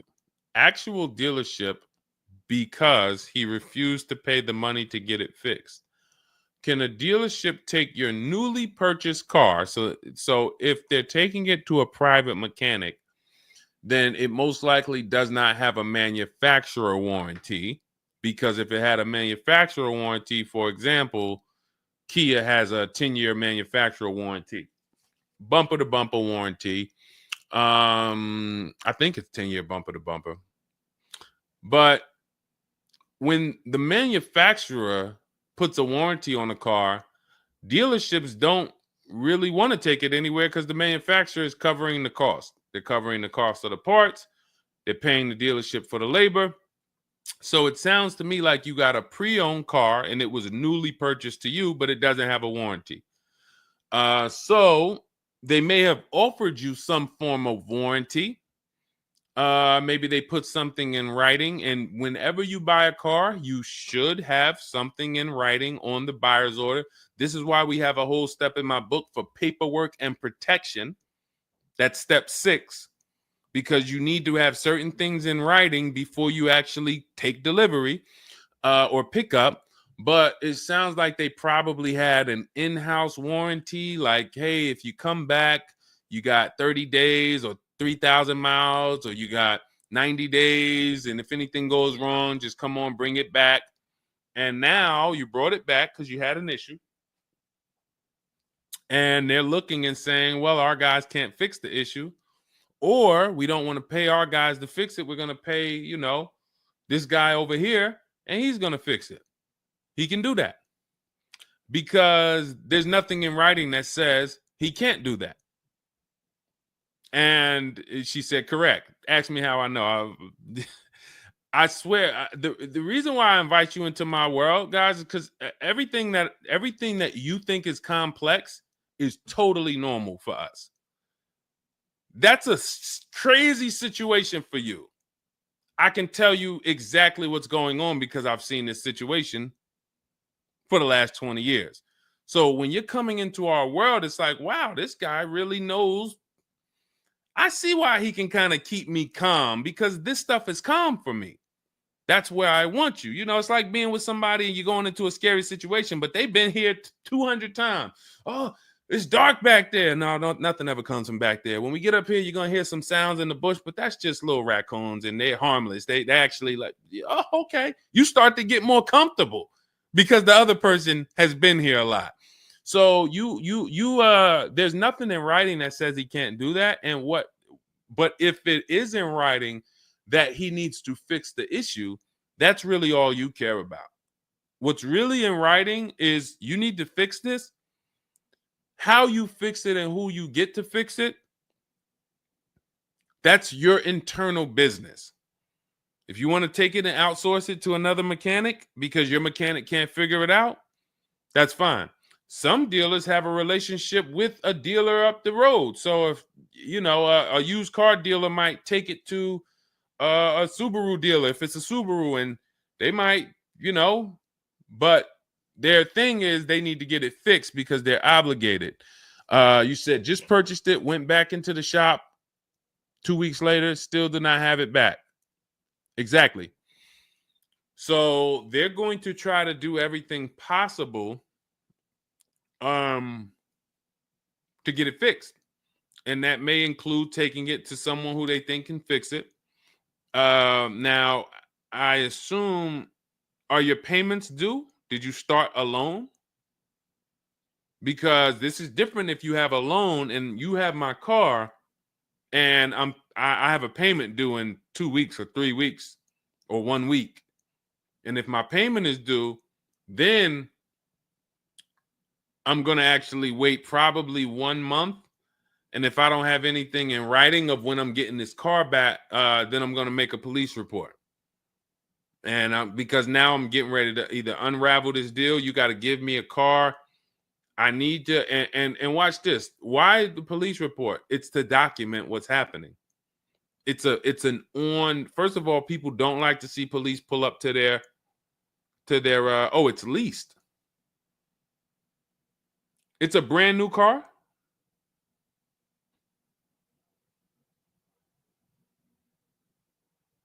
It's a brand new car. Most leases are brand new.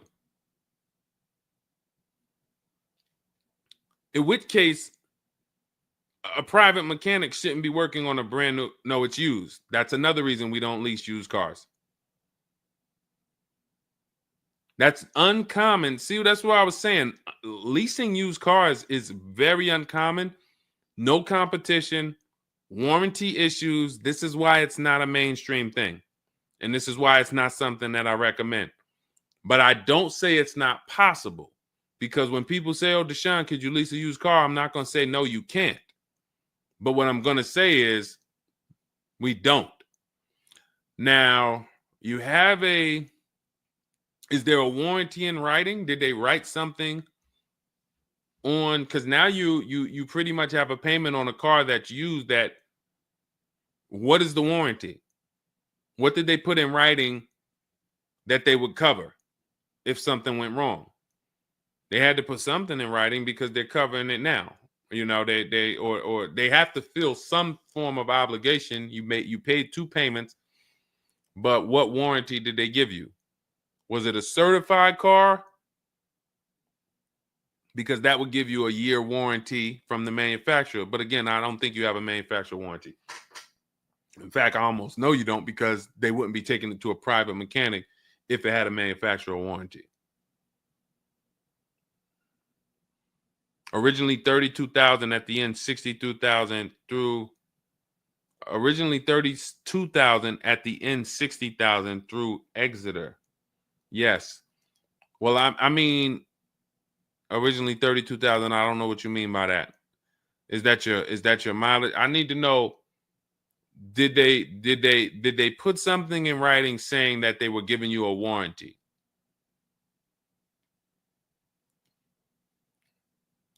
We'll try to work through this, because it's no different than if you bought a car from them. There's a bank involved, but it's a used car. It's no warranty, and they're pretty much holding on to it and trying to fix it. And if they can't fix it, we need to know, are they obligated to fix it or not?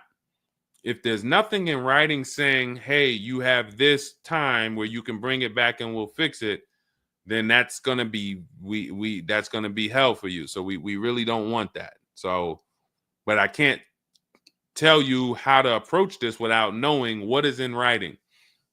And again, when you get my book, not you, I'm just gonna try to help you through, but I'm talking to you. That's why we have step 6 is paperwork. Because when you're sitting there looking at a bunch of paperwork and they're telling you to sign it, okay, sign this now. All right, this is your motor vehicle stuff. This is your okay, do you want this? What is important and what's not? What is important and what's not important? Out of all of this stuff, there may be 1-2 words on here that I need to know. I need to look at that buyer's order, and I need every used car, every single used car. I need to know what the warranty is when I drive off. Is it as is? That means when I drive off, it's on you. If the axle falls out on the highway 5 miles from here, you just signed an as-is deal. Buyer beware, it's on you. Is it 30 days, 1,000 miles? Who's going to do the work? Is it from the manufacturer? Is it from this dealership? Where can I go and use this at?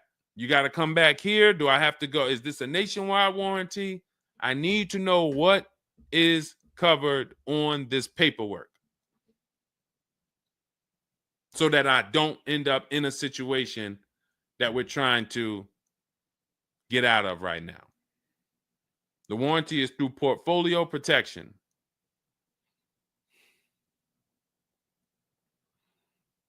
So it's a warranty. May not be a good one, but it's a warranty. So if there's a warranty, that means they're obligated to fix it. And if they're taking too long to fix it, and I have a payment, did they put you in a loaner car? Are you driving now? What are you driving now?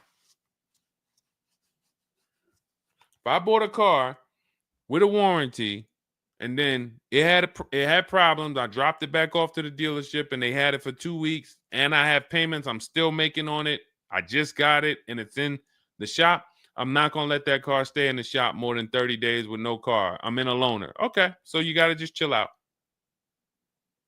You got to just chill out. Hopefully the loaner is as nice as the car you got. And if the car and if that's the case, then you just chill out. It's not a mainstream program you're in.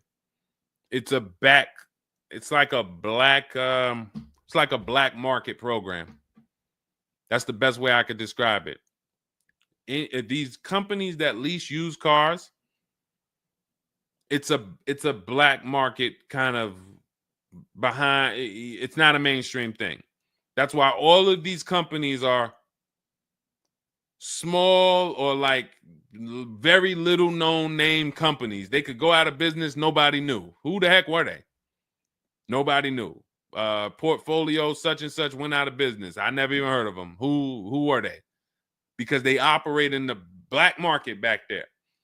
So the general manager refused to pay the $4,300 for the corrosion on an important part. Again, what's your payment on the car? I just want to, I think this is a valuable lesson. They've had my van since from June 19th. Oh, they've had the van for that long? And you've been in the loaner?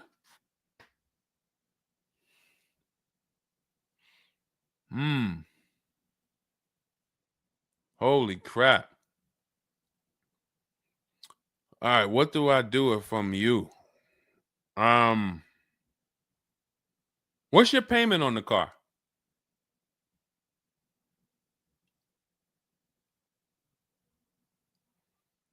Company had your car for months. You leased it, dropped it off because it was having problems. They've had it for months and can't fix it. And you're paying $775 a month. What kind of vehicle is this? What kind of vehicle is this that we're paying $775 a month for?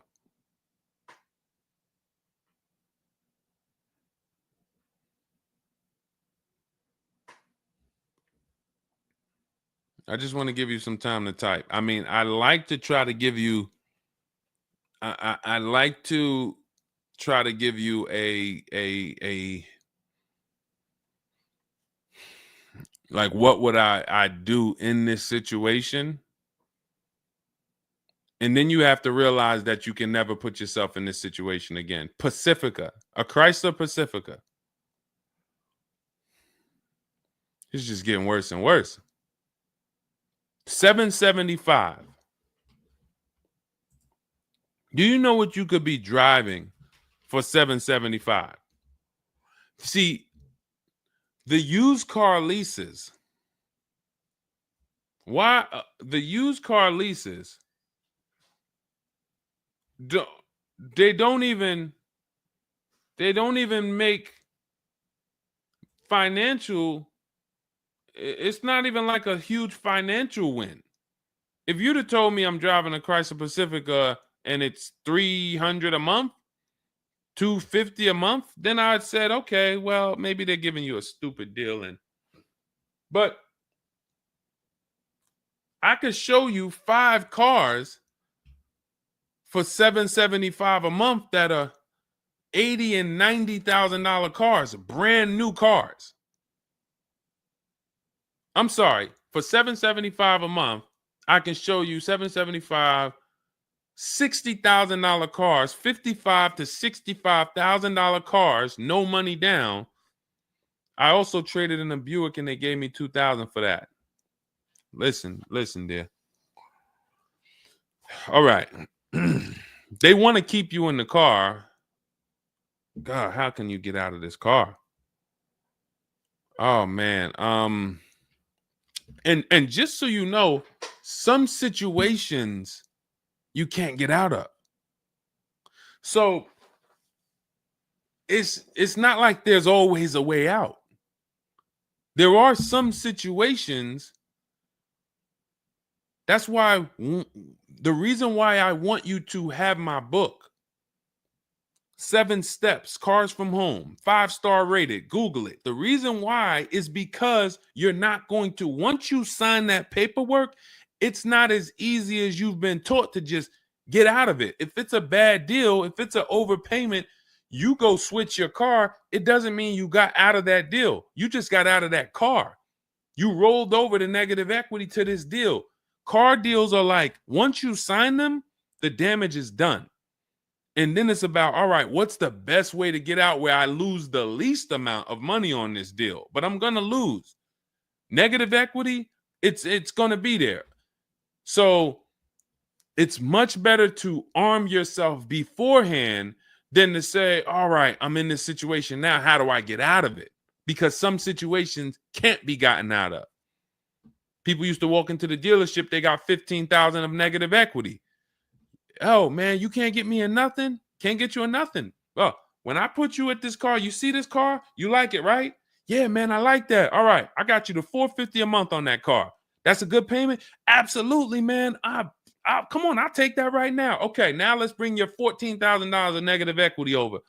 Yet $450 a month. That goes up to now $700 a month. Oh man, shoot, man. Yeah, nah, that I can't even afford that. But hey, here's the bad part. Even if you could afford it, the bank's not going to approve it. So it doesn't matter if you could afford it because the bank's not going to approve it. So you cannot get out of that car. So that's why you arm yourself now. That's why I'm telling you, before you need a car, before you go sign the paperwork, make sure that you are armed with the right information. So now, if in this particular case, and you have a cosigner, you put a cosigner on here, told us to wait 6 months, and then we can switch owner names and info. Every time I think this can't get worse, you make another comment, and it just gets worse and worse. They called me in yesterday to pick it up, and the same problems were present.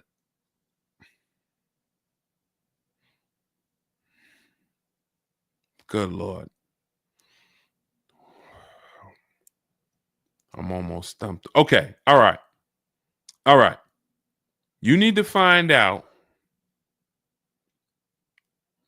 how many miles are on this car? How many miles are on this car? This is not a good situation. So that's why it's harder. And what I'm about to tell you, it might not even work. You may just be stuck in it. I'm trying to see if we can slice it any way possible to give you some form of solution. But if they keep giving you the car back, same issues, 60,000 miles on the car. Okay, so what I would do is I'm gonna call and get the payoff. It's gonna be low. I mean, it's gonna be high. Call and get the payoff because your payment $775. I'm trying to see if you can sell your way out of it. Can you do a lemon law on a used car?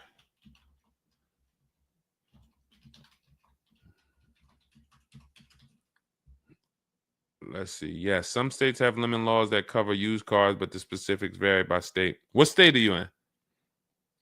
If they can't fix the same issue, but it's an aftermarket warranty.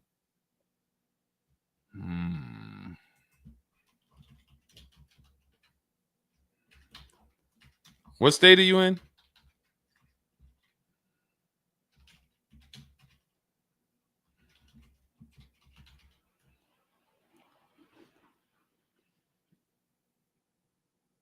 Maryland.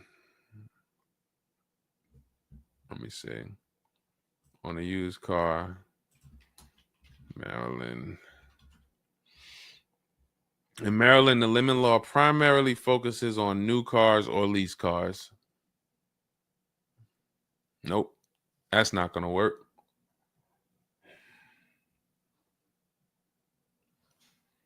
Jesus. I'm gonna be real with you. You could shoot me an email. I don't know if you can get out of this. You know, a contract is binding. You signed a contract. And let me tell you this. I don't know if you can get out of this without losing. You could just stop paying the car, have a repo on your credit. A lot of people will do that. I'm going to drop this car off, take your car back, voluntary repo, credits tore up. Not a good solution. It's going to cripple you from moving forward with cars. It's going to make it hard for you to get your next car. And then when you get a car, it's going to make that deal is going to be bad. How long is the lease? So this is just for those of you who are just joining us. We have this young lady got she leased a used car. Don't do this. And again, I'd like you to email me. Maybe I'll think of something that will come up as a solution. But you know, I trust you're gonna learn from this.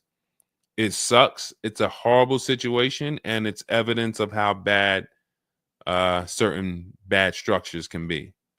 Because and again, I know some of you who've joined me for a long time, you may be used to, well, Deshone has a solution for everything. Not everything. There's times where you are too buried, and the only thing that will heal the wounds is time. That's the only thing. The deal is done. You have to pay down the deal.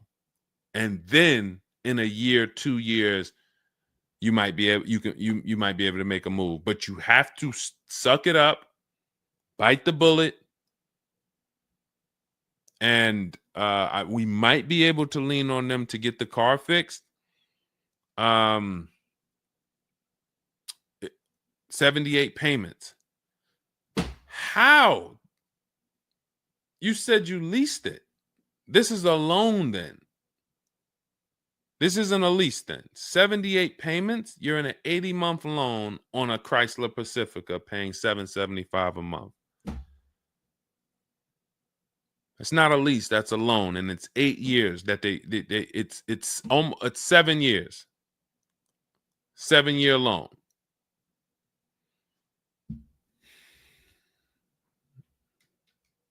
I mean, this is why I do what I do. You know, like, I don't want you thinking, okay, maybe you don't sign, maybe you don't make a mistake that is this serious, but this is cars. When I'm breaking down these big numbers and I'm throwing out these big numbers, oh, this is a $4,000 mistake. Oh, if you don't do this, yep, you're looking at about $4,000 or $5,000 you're gonna leave on the table. You take a loan that's too long, yep, you're gonna overpay by probably about $4,000 or $5,000. That might sound like nothing to you, but how I'm telling you based on me being in dealerships and seeing situations where I'm like, you made a lot of mistakes. You combined all the mistakes and you made them. So I'm just Jesus. So you're in an 80-month loan, not a lease, and you have $775 a month to pay. You are so that means that loan, just to give you an idea of how much you've paid, you've been charged for this car. It's $775 a month times 80 is $62,000. So we're paying $62,000 over 8 years, over almost 8 years, or almost 7 years. Wait, 80 months, not 84. So yeah, almost 7 years for a Chrysler Pacifica. So we can't trade out of it. We can't sell our way out of it. That car is probably worth $20,000 at best. 2021 Chrysler Pacifica, 60,000 miles on it. That car is probably worth $20,000. But they charge you're going to end up paying $60,000 for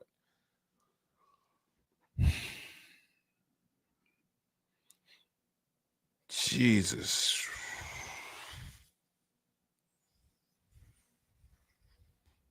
Most people will let the car go.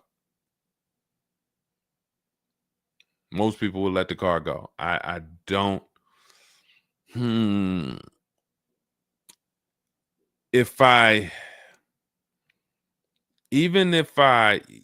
you run your negative equity, that is exactly what it's saying. 62,000.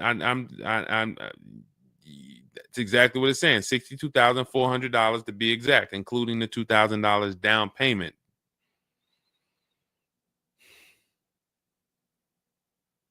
What's the name of this company that you did business with? My friend will not let that fly. That is one of the worst car transactions that I've ever seen anyone in. And your friend is on the deal with you as a co-signer. This is level 10 out of 10 bad. Rich Morton Mazda. Do you know what your credit score was roundabout when you made this deal? Rich Morton Mazda in Maryland. Everyone, remember that name. Rich Morton Mazda in Maryland. Stay away from them. This is one of the worst deals I've ever seen. She is the main person they told me I could not sign the papers.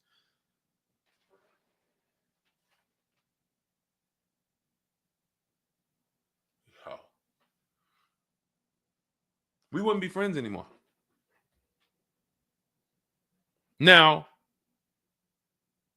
here's the truth. Nobody pulled the wool over anybody's eyes. We looked at these numbers.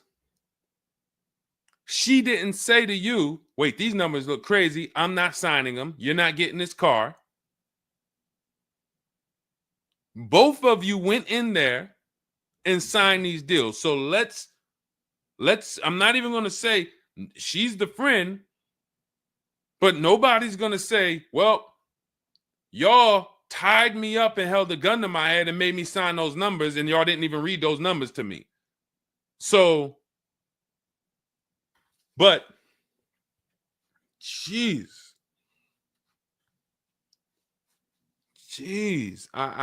this, you're buried. You are buried in this car. The only way, and what's crazy is, even if you voluntarily let it go, you ruin your friend's credit. Because she's the one who signed for the car. Bad, everything bad. I wish there was a silver lining that I could think of. What I would do is I would find, you need to find out how upside down you are. You need to go on CarMax, write down these 6 sites, write down these 6 websites. You need to go on CarMax, Driveway,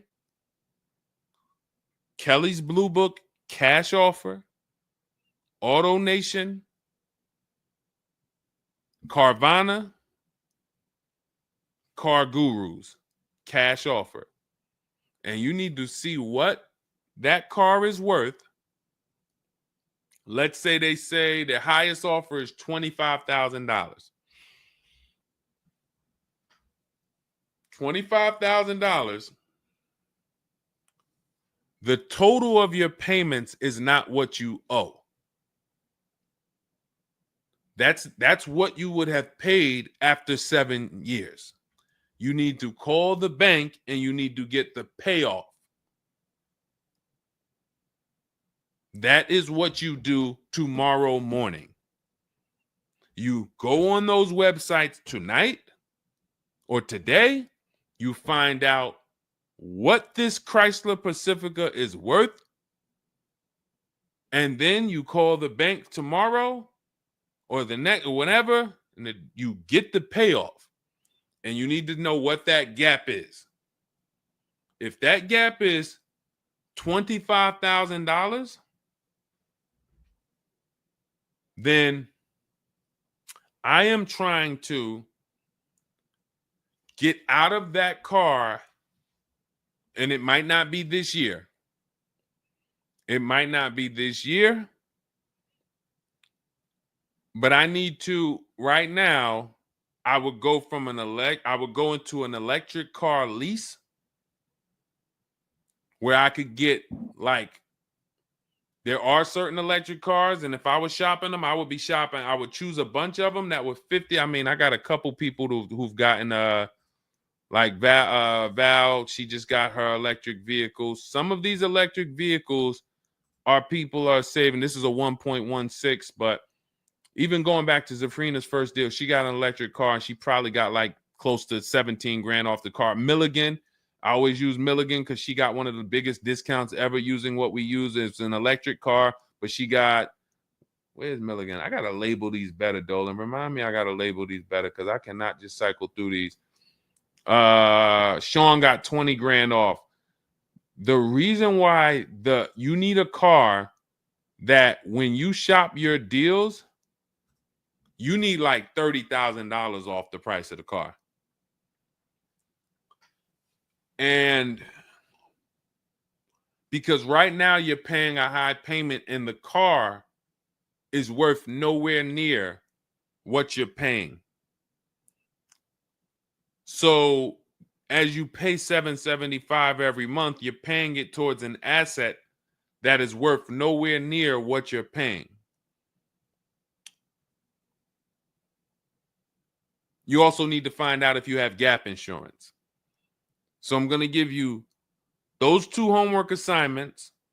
And then the next time we're live, you jump on the show and you tell us what you did. Those 2 homework. Find out if you have gap insurance. And then you need to get your payoff and go on those websites and get the cash offers and find out what the gap is. Because if the gap is $25,000, then what I'm doing is I'm shopping. If you listen, you get, before I tell you to get the book so that you can shop a bunch of different electric cars from home, you need to get $25,000 off the price of some electric car. While they still got the rebate, while they still got the incentives, those incentives are going to go away. When do the electric car incentives go away? Let's see. Hold on.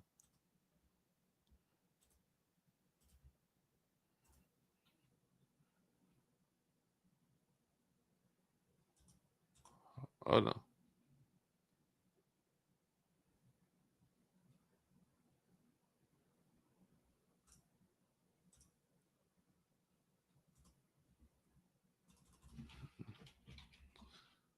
When do EV incentives? I'm going to tell you, you're probably going to see, we're not talking about tax credits. You're probably going to see huge electric vehicle incentives for the extended future because they're still building them and not many people want them right now.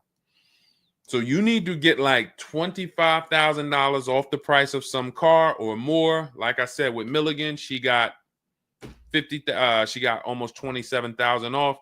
And then you would roll that over into a new car and you would lease it. And your payment's going to be high, but you're going to be in a good car.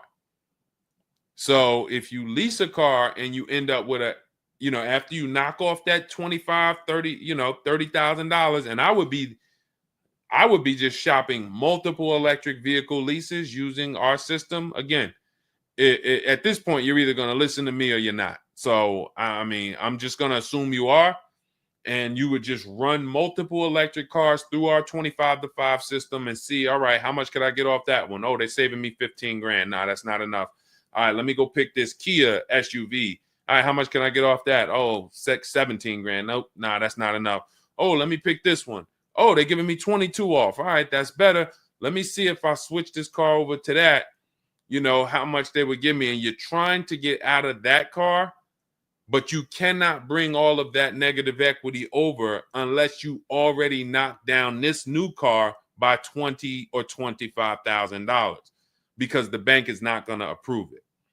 So you need something that you can save that kind of money off of and then come over to a lease and then, all right, forget about lowering your payment right now. You could lower your payment right now. You need to get out of that car into a better car for the same payment or similar payment. You're not lowering your payment. Only way you're going to lower your payment is to get rid of the car, ruin your friend's credit. But Once you do that exercise, let me know where the gap is. Next time you see me live, jump on. Hey, Deshone, I did it. The gap is like $22,000, or the gap is $30,000. If the gap's 30, then we got to see what we do there. But the long-term plan is I need to get out of this and I need to get into an electric vehicle that I can lease for 3 years so that I can bury all that negative equity into this car. And what it's going to be is it'll be like, all right, I'll knock 25 grand off the price. Normally my payment would be stupid low, like $250 a month, because I just knocked 25 grand off this, but I'm actually just putting the 25 grand from this Pacifica back on there. So it's still going to be around 700-800, but I'm driving a brand new car. And then once my 3-year lease is up, I can actually be done with this versus being in this for 78 more months. All right. So next time I'm live, jump on and, tell me you did the homework and we can see if we can actually, try to get you to some form or fashion of some type of end. Yeah, I'm not a fan of the electric car. Can't help you. Can't help you. I appreciate you being on here, but you should have not been a fan of this. How are we in a 2020? This is the part where we have to realize you have your friend tied to this car. And I'm telling you what you may be able to do to get her out of this situation and get out of this Chrysler Pacifica. That is a car that is worth $20,000 that you have a loan on of $55,000+. And you're like, I don't like this electric car. I'm not a fan of it. I'm telling you, there's tons of them out there. We should not even have our friend on this deal. So be a quality friend. Don't be like the people who will come into the dealership, put their friend on the credit, on the credit. Hey, can you sign for me? I had one girl that would come in and she had her mom on one car, burned her mom, and they had somebody else from the church coming in here to sign for her to get another car because she burned her mother's credit. Didn't care about nobody. Do not be that person. You have someone tied. Your friend was nice enough to be on this horrible, terrible deal with you. Now you need to do something to show her you are trying to get her out of this deal, regardless of how you feel about the car, because you should be feeling terrible about the Chrysler Pacifica that you're in that we have an 80-month loan on. She is the one who put us in this situation and we are trying to go the best route. So how are you in the deal? Does the lease go from the day you got it to the anniversary date? It goes usually 3 years. How are you in the deal? When you're saying your friend is the one that put you in the situation,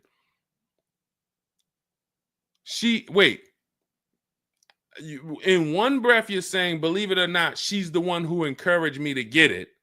And then in another breath, you're saying she's the one who put me in the deal, who put us in this situation.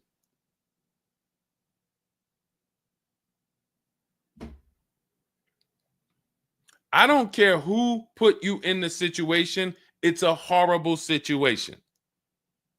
So if you want, that is the only solution, and it may not even work. So let me just be clear. Lots of people on the show, they seem to be very interested in your story. This is a very interesting story. There's not many times I had to jump on this show and hear something where I'm like, you're probably not going to end up with another car.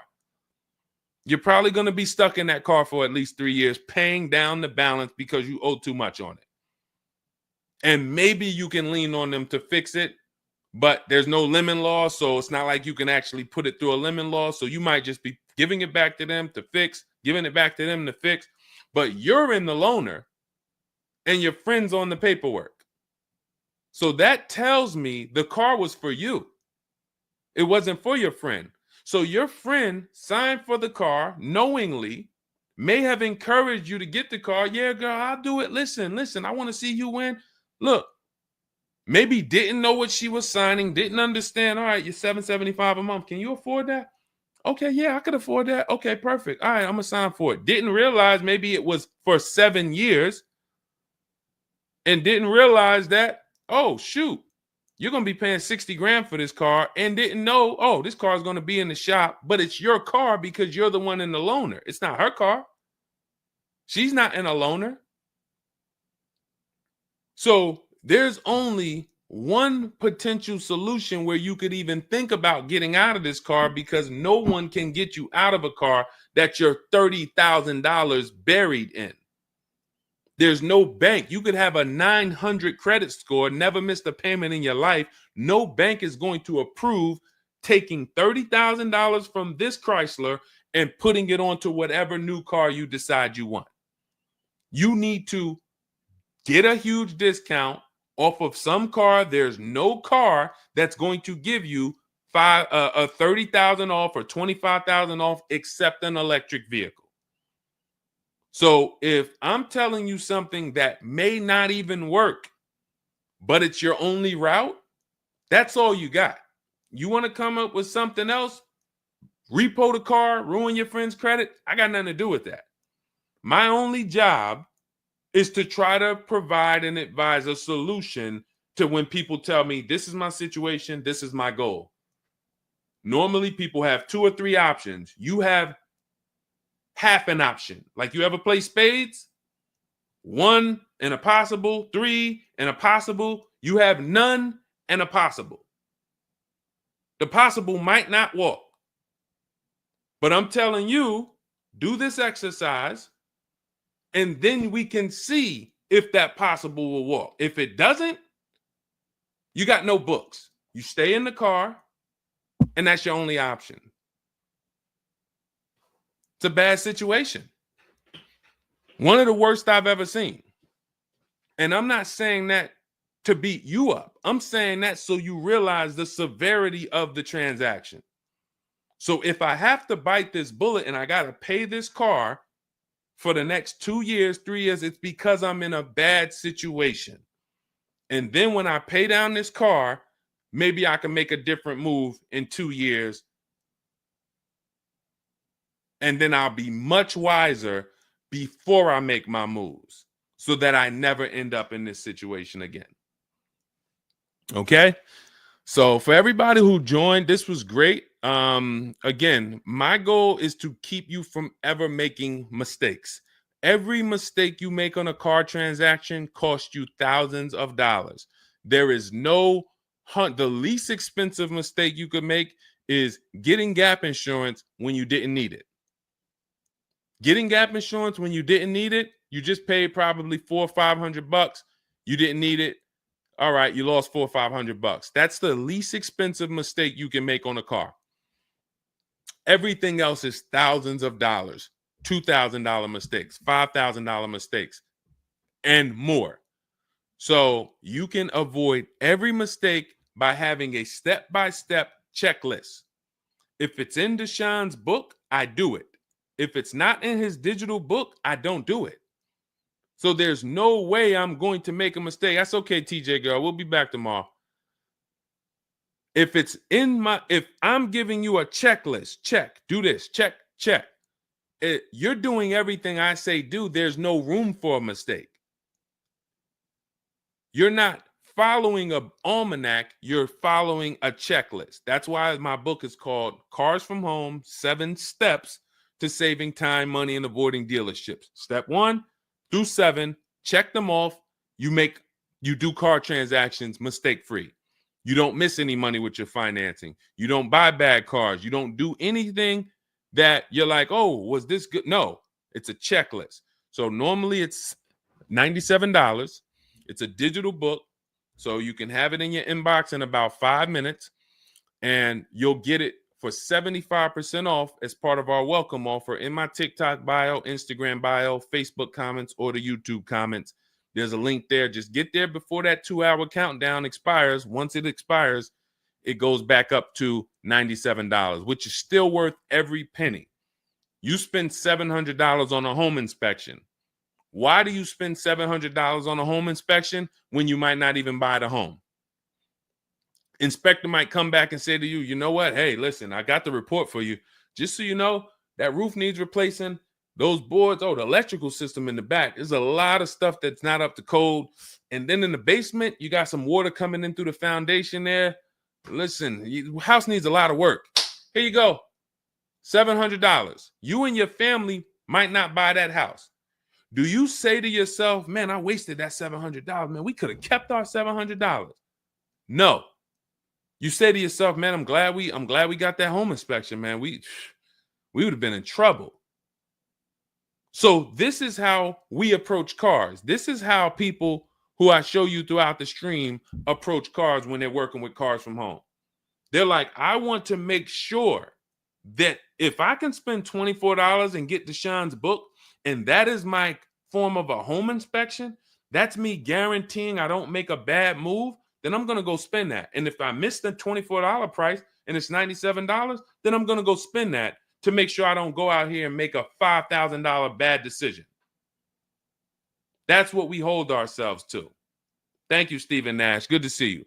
So go grab your copy before the countdown expires. Get it for $24 instead of $97. It's in my TikTok bio, Instagram bio, YouTube comments, or the Facebook comments.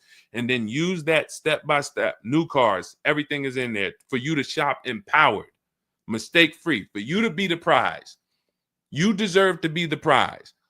There is nothing else that you would spend $10,000 or $50,000 on, or some of you are going to get a $100,000 car. There's nothing else that you would go in spending that money on, and you wouldn't feel like you're the prize.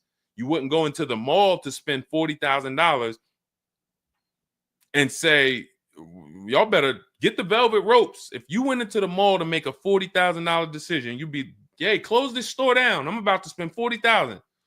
You be bringing champagne out. All right, close the velvet ropes. Where's the velvet ropes? Everybody stay outside. This person's about to spend $40,000.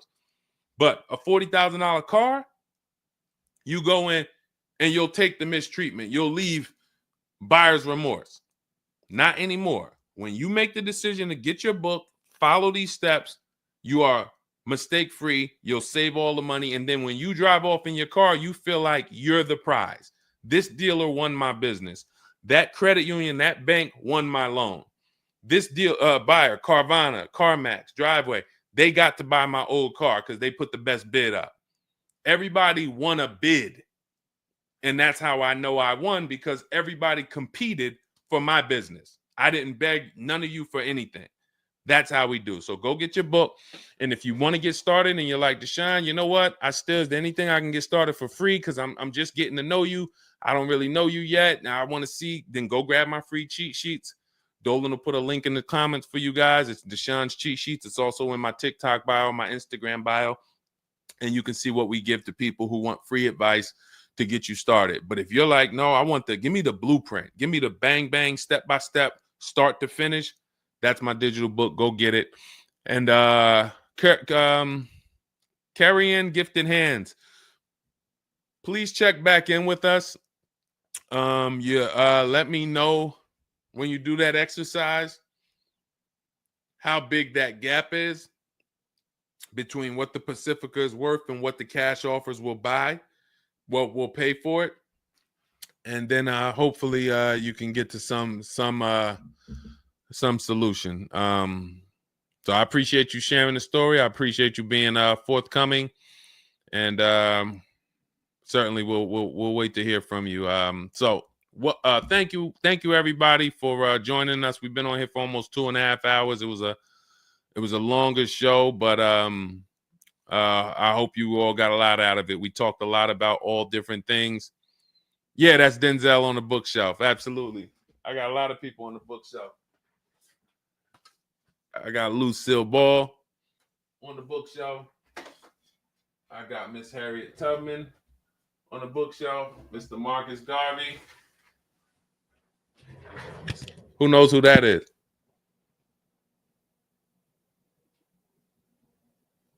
That's the great one.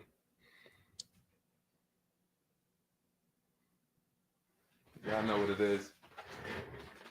I only have the greats around me. Alexis Chu, you don't know who that was? Who could tell Alexis who that last person was? Man, you better get up on the honeymooners. Yep, that was, yes, TJ girl. Yep, Jackie Gleason. Yep, that is right. The great one. So yeah. So yes, so it was a pleasure. We'll be back. We'll be back for another show. When you see us, jump on, get your questions answered. For those of you who have my book, I want to thank you. Shout out to I saw a couple people say they grabbed their book and they were using they were ready to use it. I would get the paperwork through email, never received it. I need your help. I bought 2 brand new cars. I was told I would get the paperwork by email, never received it. So call the dealership. Call it. You bought 2 brand new cars. You said you would get the paperwork by email. You never received it. Call the dealership and, hey, where's my paperwork? Ask for the finance manager. Where's my paperwork? That's what you do. All right. So all right, I'll let everybody go. I'm tired. I can't even get myself together. This is, I'm gonna jump off and we'll be back. We'll be back for another show. Make sure you get your book in my TikTok bio, Instagram bio, the comments, or the Facebook comments or the YouTube comments, and I'll see y'all on another show. All right. God bless you.